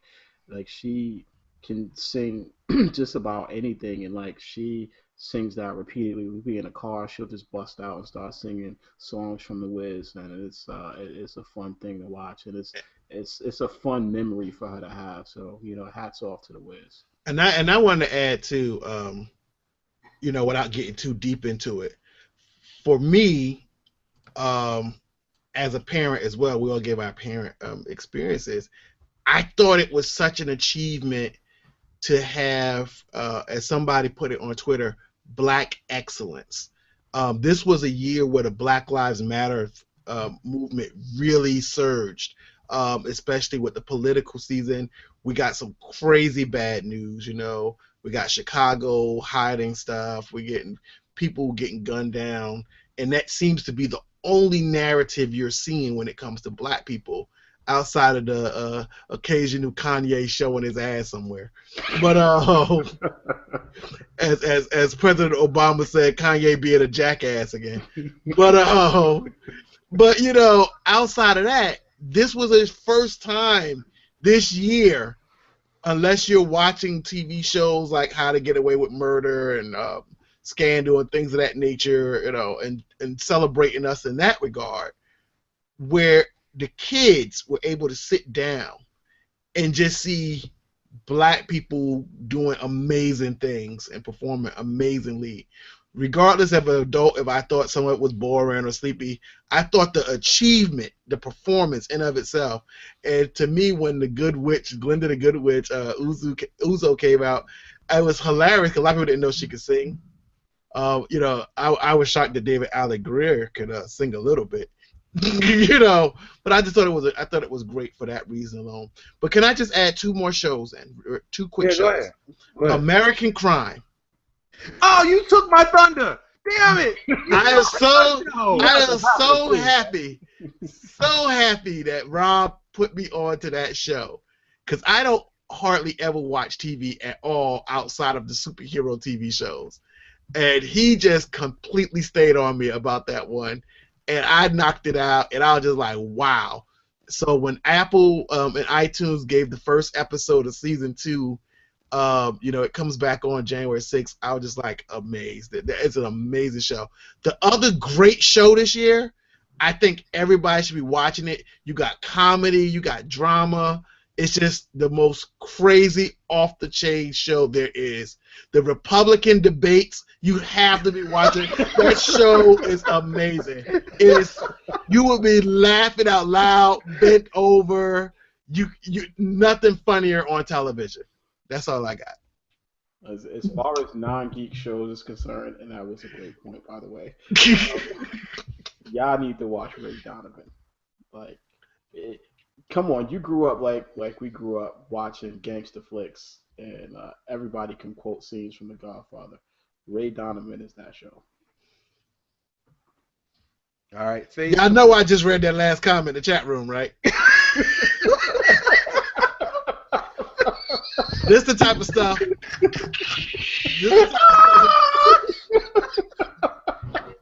And this is how Anakin killed the youngling. This is how easy it is to go straight to the dark side and really take people out. For real. That was completely unnecessary. You want to sit here and threaten people on the show? Hold on, I'll be right back. Okay. While he's away, let's grab King Face. King Face, your shows, TV, and movies for the year. What worked? What didn't? Yeah. Well, let's see. Wow, you guys kind of stole all my shows. I'm kind of pissed about that right now. So next time we do something like this, y'all need to put me first because I don't appreciate having all my ideas stolen. Swiper, no swiping. Okay. But I guess I could go into the vote. I did like The Avengers. I thought it was a pretty good movie. It wasn't as good as the first one, but I wasn't expecting that. So there it is. Was Captain America was this year, right? That was Winter Soldier. No, that was last year. No, that was last year. All right, never mind. Yeah, it was just Age of Ultron and Ant-Man this year. Yeah. Ant-Man. Oh, Ant-Man. That was one. Yeah, I liked Ant-Man. As far as the superhero genre was concerned, I thought Ant-Man was a pretty good one as far as movies concerned. I'm with most everybody else. I'm kind of just in the middle of the road with Star Wars. It wasn't a bad movie. I just expected more. I think that's the common denominator. Everyone expected more from that movie than you got. So I think that was more of the issue than whether or not it was a bad movie. It's a decent movie. And I didn't really care for Spectre at all. What about Mission Impossible? Don't blame you. I'm getting there. Mission Impossible was good. It was good. It was better. It was better than the last one, and it was one of the better ones. Is it the best Mission Impossible? We could have that argument, but I think for this to have been what movie is this? The 6th or 7th one? It was good. It was really good, surprisingly good. So I definitely enjoyed that movie. I like the Fast and Furious movies. Some people don't like them. Some people don't like Vin Diesel. Some people whatever. The movies were good, and I think with the whole Paul Walker thing going on, I think they took advantage of that, and I don't blame them. It was a good movie. I liked everything about that one. So I hear they're going to do an 8th one. We'll see about that, but I didn't even think 7 would be good because I figured how could you do a movie about damn fast cars for 7 movies, and they pulled it off. I mean, not every movie was good in the Fast and Furious canon, but that one was a pretty good one. So Tokyo Drift was. Yeah, Tokyo Drift doesn't even count. Matter of fact, even my daughter is 8, and she even said don't count that one. So I should let you know because we binge watched all 7, and even she was like, all right, so that one doesn't count. And I said, all right, I agree. So they have the nerve to give him a cameo too. Oh Jesus! Oh man, yeah, they could have did without that. He looked old as dirt trying to play his younger self. Yo, I was like, you ain't got enough CGI to pull that one off. I'm wondering what you look like for real, homeboy. Look like you one of those dudes. Life just beat you down. They should have got that X-Men team that did the Patrick Stewart and CGI from back in the day. for that really bad X-Men movie. Really, really bad one. Yeah, and then there was the movie about the 4 people with powers. That was pretty corny. So that's as far as I'll go with that. And that was corny. What about Jim? No. Keep it moving. We're not talking about that. We're not gonna talk about that. Keep it moving. We're not gonna talk about that foolery. But yeah, as far as movies, I think it's pretty. I think it's consensus. I agree with the rest of my geek brothers. The one thing I won't agree with, and I'll go with TV shows. The one show that is disappointing to me is The Flash. Flash disappoints me, and it's more so because, and especially after talking to Gregorian and fleshing out more, it looks like they're going to play this game that DC does, and I can't stand it. It's one of the reasons why I don't like DC as a comic book consortium. I don't like their stories. I don't like multiple versions of the same character. I don't like the concept of 30 different Earths and 30 different Supermen just all having a powwow together. I think that's stupid, and it seems, Flash is already doing it, and Flash is awesome. The actors are awesome. The concept is awesome. It's better than that joint that we got back in the day, the old Flash. With the Papa Flash. Ooh, that was real. With the velvet suit. With the velvet. What is this? Velvet? You know what I'm saying? It's better than that. It is what it is, man. It was better than that, and it's unfortunate because the first season was so awesome. But how are you gonna do another Zoom? It was just last season, and you're gonna do another one with another Flash and another one and another one. It's just I can't get behind it. Okay, so here's the question, since you brought it up. Is it that the show in of itself sucks, or you just don't like it because you don't like the Flash comics and what they're doing? I don't. No. I like the comics. You're not hearing me. I don't like that concept. Okay, if you've already proven with everything that's going on. So you don't like the whole Infinity Earths thing. Well, one, I've never liked that concept. No, I've never liked that because of how they do it. We've proven, okay, the reason why I think DC does that is because they just don't feel that they can market anyone else. And I think if anything that's happened in 2015, we've put that to bed. Okay, the concept of we need to only focus on the major heroes, that's been put to bed. When you have shows like Daredevil, Jessica Jones, Luke Cage is going to come out. I promise you that's going to blow up. We've proven that you don't need to do that. And if you go deep into your content, hell, they've done it themselves with Arrow. Granted, I think we're getting tired of the flashbacks, but yeah, please more flashbacks. Yeah, that was a good tool for the first 2 seasons. After that, it's getting real old, real quick. It's getting real old. How many flashbacks can you have in 5 years? And so it's just I think that's more a symptom of it being on air for so long. Can I air my real quick criticism of the Flash? White Egyptians, really? Yeah. I don't care what y'all say. I posted it on Twitter, and I even pinned it to my profile, and nobody had anything to say about it. But all of you geeks out there, all you blurs out there, you have to admit, we went after gods of Egypt, we went after Exodus, and we routinely go after this stuff. But we gave Flash a pass. No one said anything outside of a joke the night it aired. And I was like, wow, we're going to give Flash a pass. They legitimately pulled the same stunt. Nah, you're absolutely right. Flash should not get a pass for that. And I don't think, at least personally, it wasn't that I gave it a pass. I didn't criticize so much stuff that I think I was just tired of criticizing stuff for a while. But we're gonna go in.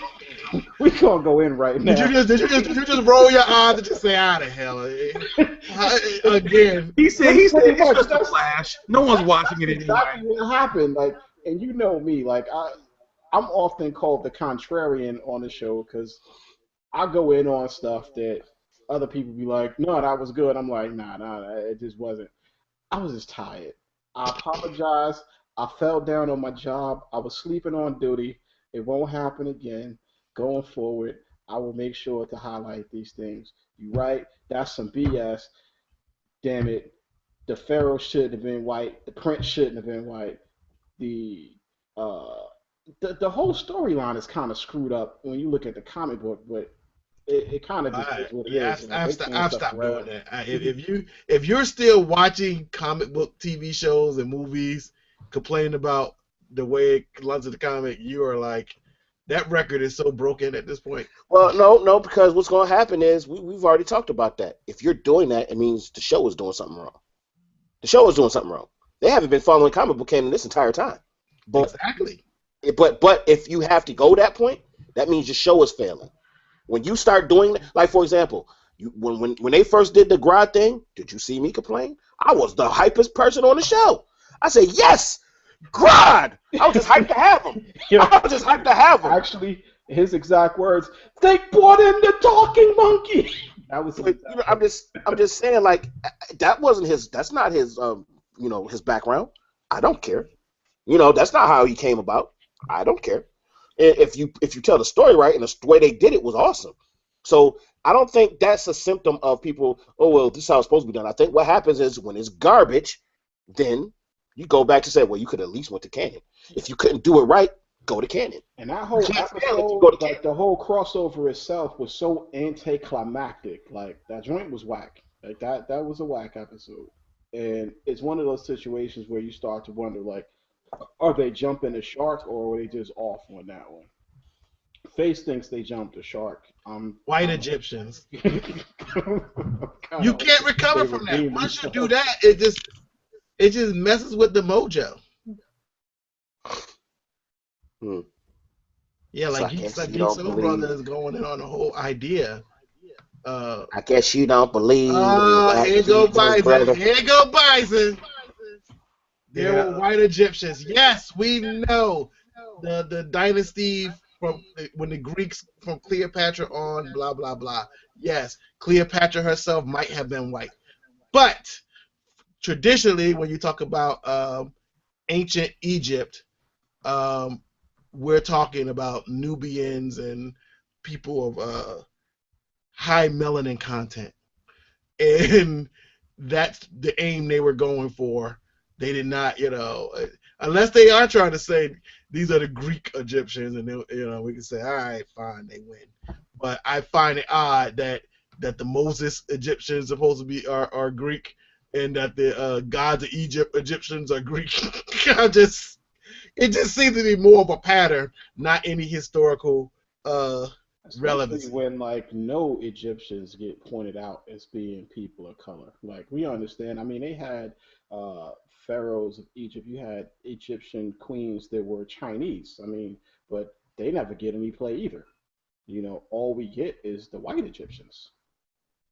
Well, we get white everything. Yeah.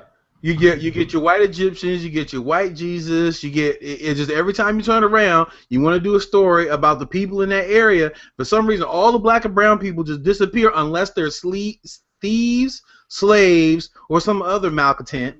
And then, sanitation or latrine workers. Yeah, there you go. You can't even be a freaking stormtrooper. Oh, let me stop. I thought we had moved on from this. Dude, it still hurts just a little bit. It still hurts. All right. So, Face, did you finish your list? Yeah, Flash. I mean, yeah, decent movie. I liked Constantine. I actually liked the show. It's unfortunate that it's not coming back. I agree with you wholeheartedly on that one. I don't think that show should have got clipped. They could have moved it to C. They could have done some other things with it, but I think clipping Constantine was a bad idea. I enjoyed Constantine. Yeah, I heard they tried to work Constantine in. I actually watched a couple of shows. I thought it was going to do pretty good, but I think that probably it may have been too much for some viewers. I think it probably would have gotten better play on maybe a Netflix and let them get real dirty and gritty with it. Because Constantine wasn't a nice cat. So, they need to make a deal with Netflix. Yeah. Yes. Yeah, they definitely need to. So I'm just going to throw out a couple for me. Obviously, the highlight of my movie year was Kingsman. I thought it was a really great movie. I laughed so hard through that movie, and I think that's one thing that I loved is that I enjoyed the movie. It was memorable. It had just great action fight sequences. It was just completely unforgettable. For television, American Crime was just my show this year. It was, Geekoni has mentioned it, but American Crime was just like nothing you've seen. I mean, it was just absolutely amazing the way it was shot from the cinematography standpoint. It was different from the way they told the story to the different point of views they told the story. The acting was rock solid. It was just and also the interaction between the different characters was very organic. And I always like to point back to the scene when they were in the jail cell and they had the young kid and they had the other guy, and he's like, you know why they put us in here so that we'll talk. That's the real kind of stuff that just happens. But it gave a really interesting look into the criminal justice system and railroading of people, and it was just a rock solid show. And look for the new show next year. And I also want to mention Gotham. I was kind of worried about it. I know it's not going to happen, but I still think if you're looking at the timeline of it, where all of the Bats, major arch nemesis are all grown people pretty much, except for Selina. I would almost like to see. And Ivy. Ivy is a little child too. That's right. Ivy's a child too. That's right. I know it'll never happen, but I can just see Jim Gordon going all Batman, but I know that'll never happen. I still don't like Jim. I don't know. I'm kind of torn. I kind of believe they made him a bit too hard. It doesn't mess with any of the Jim Gordons to a degree. I guess his hard side, but no, I think that works. I think it's just with the other characters. You have so many other great characters, though. I mean, between the Penguin and Enigma, the villains, I think the villains steal the show. They do. There's no room for Gordon. Logically, it makes sense that Gordon would be hard like that, though, surviving in Gotham for all those years to become commissioner in Gotham. You got to be rough. You got to be Rough Rider. You got to be something like Wyatt Earp. I mean, that's the only way it works. Now, Harvey is awesome. I like Harvey. With a superhero show, though, like, you need good villains. Like, the villains is what make the show. Like, the villains is what separated Daredevil from Jessica Jones, in my opinion. You're absolutely right.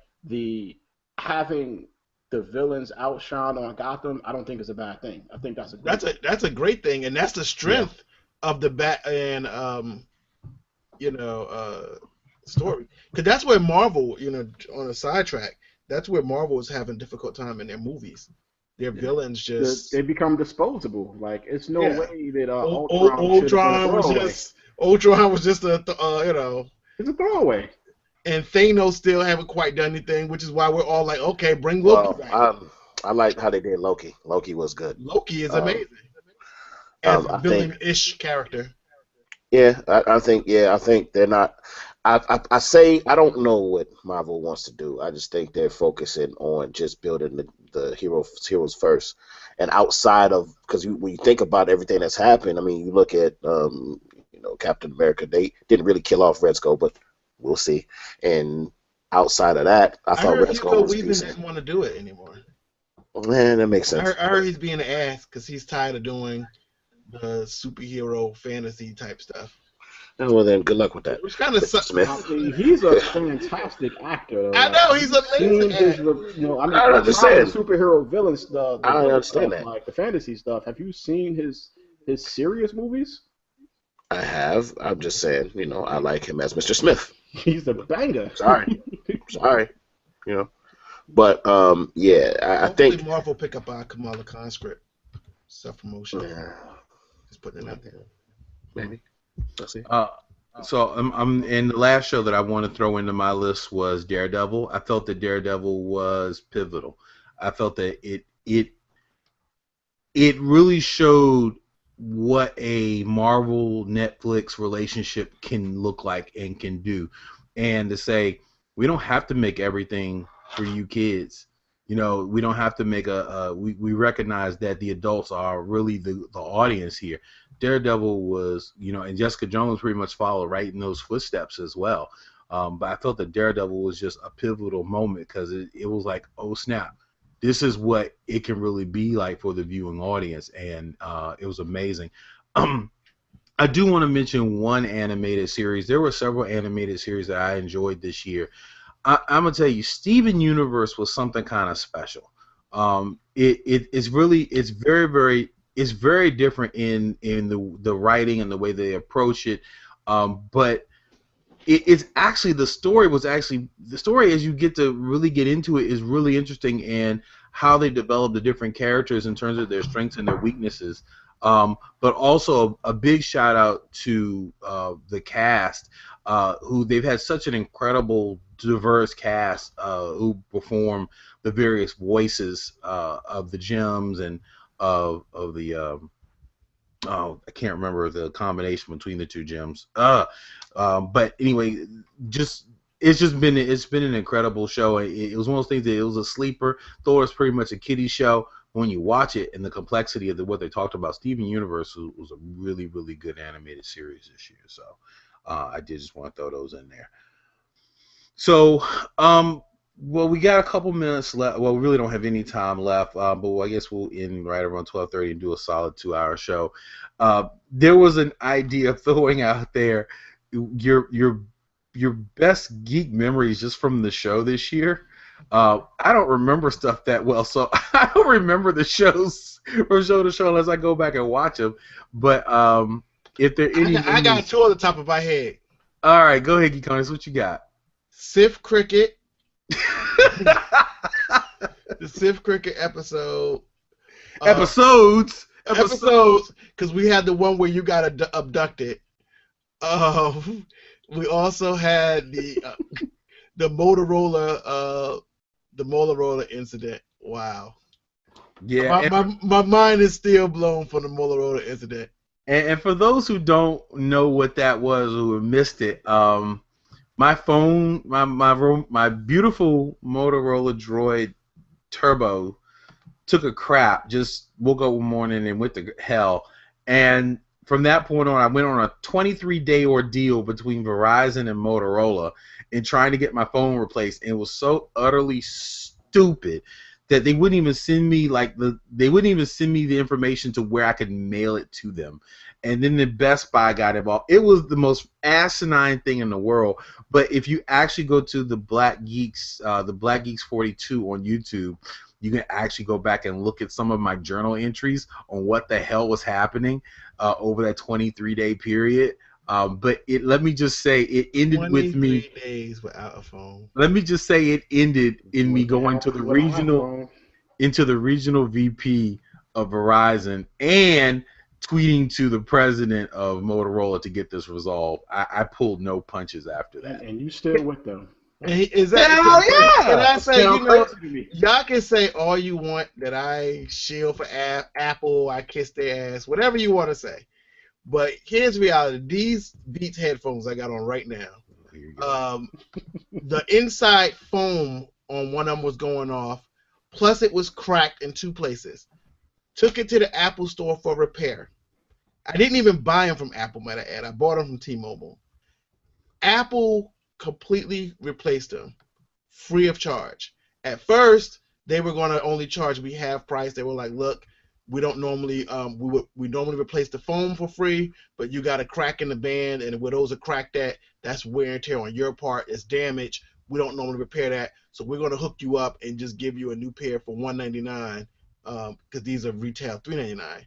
And then I was just like, man, I've been with Apple for a minute, I expect, different type of service.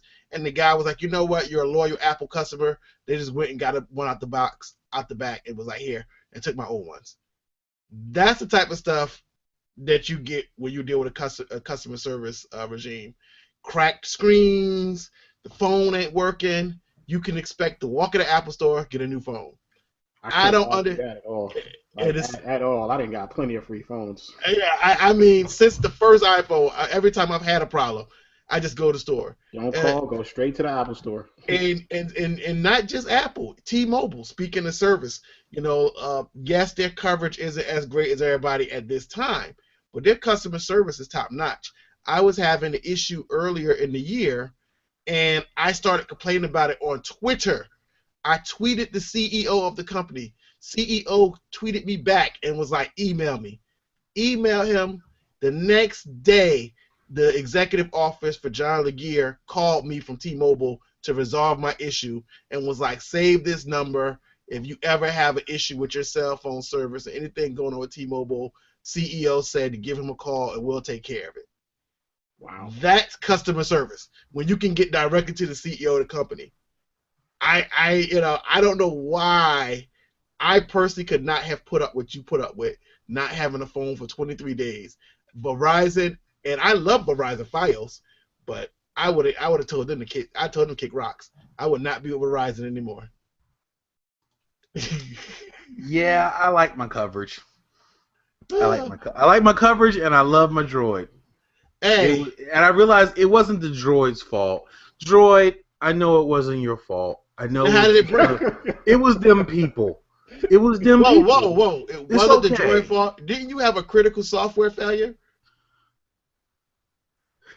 That was an anomaly. You see, this one is working just fine. See it? It's giving me notifications and everything. I can wave my hand and it comes on. Look at that. Look at that. I don't know. You know, I can shake it and I get my camera. Boing. Like you're in an abusive relationship right now because you making excuses for the fact that your phone whooped your ass. He do sound like an abuse. I can shake it Look, and the light comes. Sure, Verizon, Motorola, and Google beat me up. They beat me up, but I loved them. Wow. It sounds like I need an intervention at this point. I'm like, wait a minute. This is starting to make a little bit of sense. Meanwhile, I'm celebrating my marriage and getting mocked for it. You know what? The hell with y'all. Take the abusive relationship, and the rough dealings on in the bedroom. Oh God! All right. Wow. Hold up, bro. Yo, why Gregorian just put Big Baba Rob in an episode of Oz? God. Son, you had a BC cellmate. Like, what's going on here? Hey, you know what you promised. Now do it. Tell the truth. Tell the truth. Tell the truth. Y'all got to see that clip. Oh my God. Does anybody else have anything else they want to share before we close this show? Now you want to run. Now you want to run. I'm just trying to find out because this is a 2-hour show. No one's ever going to watch this show no matter how good it is, except for the lovely people who are still hanging with us in the chat room. And that's all that matters. We've had a blast with you guys in the chat room. Some of you are definitely on my shit list for 2016. Now you know we've been on this joint too long. Well, you guys, Tony is cussing. Not even cussing, he cursing. He done let the mask slip there. Wow. It's that after 12. Every time we go after 12, it gets crazy. Face let an M-bomb slip earlier. But that's kind of expected. I don't recall doing that. I don't recall that either. Yes, you did. Yeah. When? Look, book review. Anakin didn't start that day off saying he was going to kill a bunch of younglings. He did not wake up that morning saying, "Today I'm going to kill all the kids in the temple." He was as the day progressed, things happened, and it's been some skullduggery in that damn chat room today. Let's just be honest.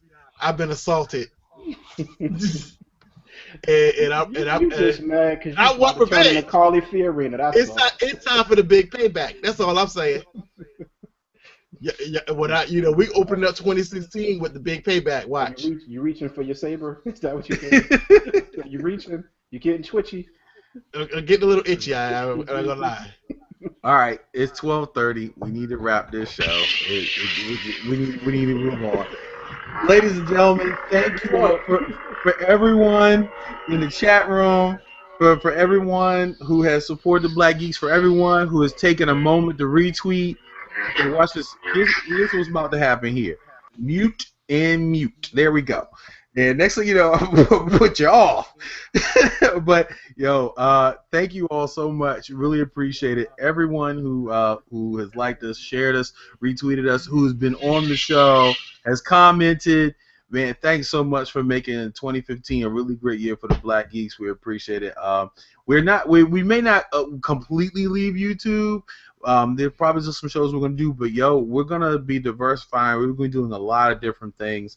Make sure you check out the book show. That's a place where you, for those who are in the books, can really get into it. Make sure you follow the Black Geeks on Twitter so that you'll know. Make sure you go to the website www.theblackgeeks.com. We're also on Tumblr. We post shows to Tumblr. We post notices to Tumblr. Guess what? It's the Black Geeks there too.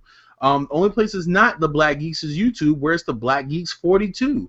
But we're on. We ain't been on Nerdist. We ain't been on Talking Dead. We haven't been on IGN. Right. So we still got work to do. We got work to do, and that's why everything we're doing, we got work to do because we're out there. You should let us come on, because like this is unscripted. Imagine how much funnier we would be if we actually decided to write something. Yo, that exactly. That would, it would be absolutely amazing. Yo, I was talking with somebody earlier this week. We were talking about BET and how if you look at BET's programming, look. I'm getting nauseous. No. I'm just saying. I was looking at. I pulled up BET's programming schedule, and think about it. Now, BET, yes, it stands for Black Entertainment Television, but remember the flack that BET caught for. Well, okay, it didn't really catch flack, but like it didn't even bother to cover the Million Man March, and like you would think that BET. The owner's a big white dude, an old 90-year-old white dude. Right, and so, but yes. I'm with you. Which you're right. Which really, okay, we should really forget BET and look at maybe TV One. Okay, let's maybe say that. But my point in all that, if you look at either station, the majority of the shows are just ha ha he he comedy shows, and if they're not ha ha he he's, they are like religious shows, you know. And it's just like, where's the information? If it wasn't for like shows like Roland Martin's show on TV One, it's like. But so I say all this to say, what if you took shows like if you had Geek Soul Brothers movie review, if you had the Seventh Matrix sci-fi review, if you had St. Clinton's spoken word show, if you had Darth Kikonius and King Face do books of the week, if you had Black Girl Nerds do a show that talked about pop culture, huh? I get left out of books of the week. Look, dude, I'm shooting from the cuff, man. Just give me a second. Show when we did it. You know, I'm trying to think, dude. I'm not working. I'm not a rapper, okay? I can't just flow like that, dude. I'm thinking. Yes, you can, man. Okay. You big Babaluba. You're right. But my point is, if you just think about the intelligent, thoughtful commentary of folks like the Black Triples and Geek Soul Brother 5 Nerdy Venoms and all the other people who are out there who are doing this darn thing. It's just amazing when you look at the amount of intellectual comment and thought and creativity that's in this blurred community. It's absolutely astounding, and it would put the entire BET channel to shame if we did our thing. I'm just saying, if you really think about it, and we can put that kind of content out on television for Black people to look at, damn, what could we do? Anyway, that's my thought for 2015. I actually had no intention of talking about that. You have to get us to actually be more about action than. Yep, and that's why that's why we make the moves we move. That's why people make decisions, they make changes, so we can continue to be out there. But you're right. We have to be about supporting each other, and we can't just talk about it. We have to be about it. So yeah. But thanks everyone. Appreciate y'all. Appreciate all my Black Geeks brothers and sisters. All of y'all who are here. Also for Ghost and for Dark Phoenix. They're around. They're still part of the Black Geek family. Thanks so much to everybody. I'm going to let you guys have final comments before we roll out. I'm going to start with King Face. Final comments, man, and we're going to get out of here.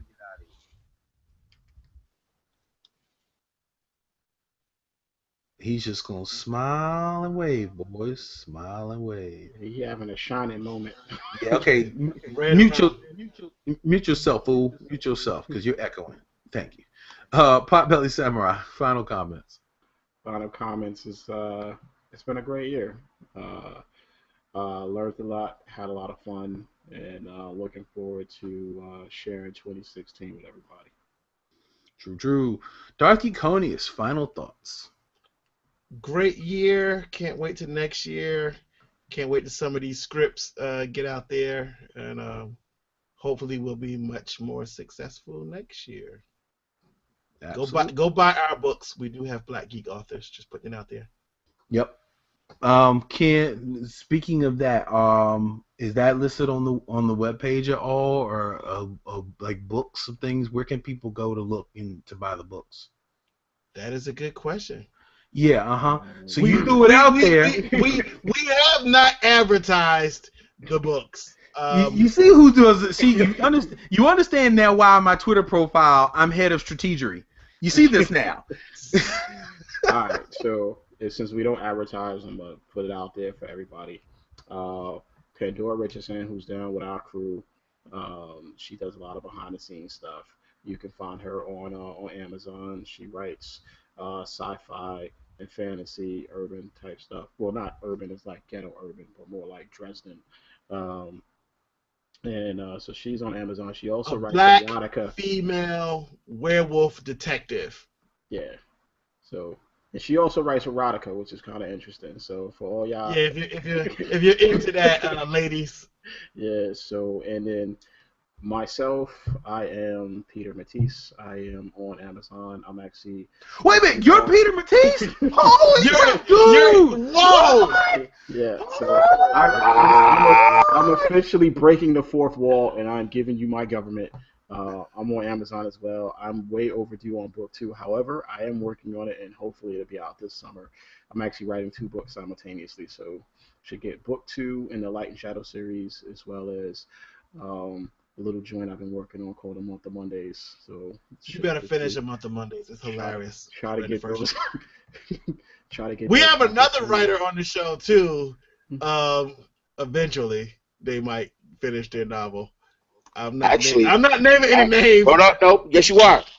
And I'm almost done with mine. So I'm hoping that 2016 to be the year that I finish. But no doubt, I put a lot. But y'all say that. Y'all say that. I'm hoping when y'all read it, y'all realize I put work in it. I put a lot of work. I didn't. You have. Last week. So, I tend to read everybody's stuff before they're done, and I will say it's some really good stuff coming from King. King, I've been writing for the same book for 4 years. Face. Hey, man, that's a New York Times bestseller. Hey, he should never complain about George R.R. Martin. So, no,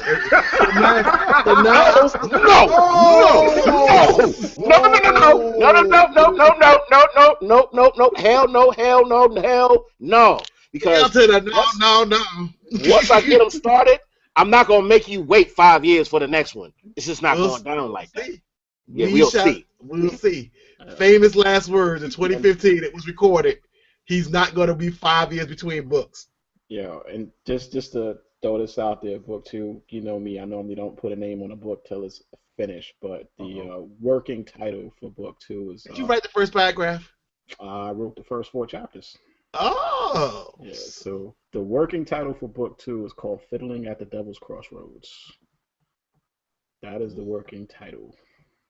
Cool. You know I'm going to have like 30 comments on it when we kick offline.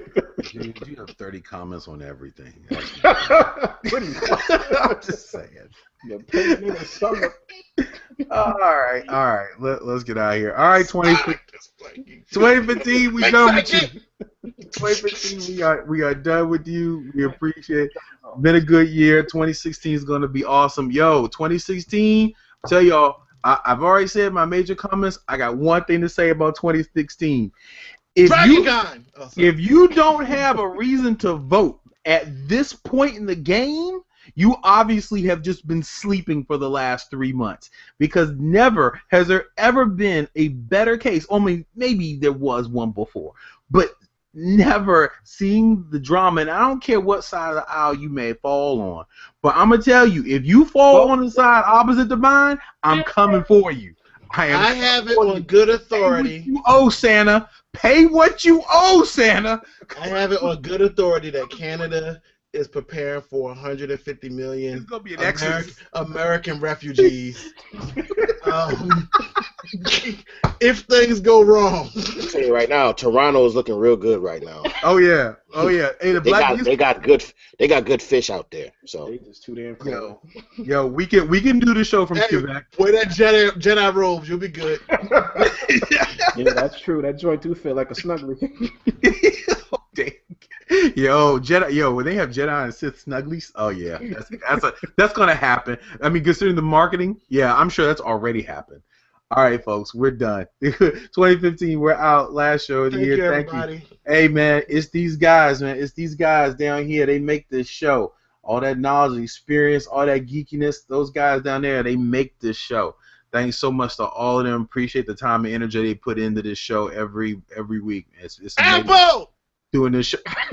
Somebody send that man a check so he'll shut up. Oh, for goodness sake, please pay that man.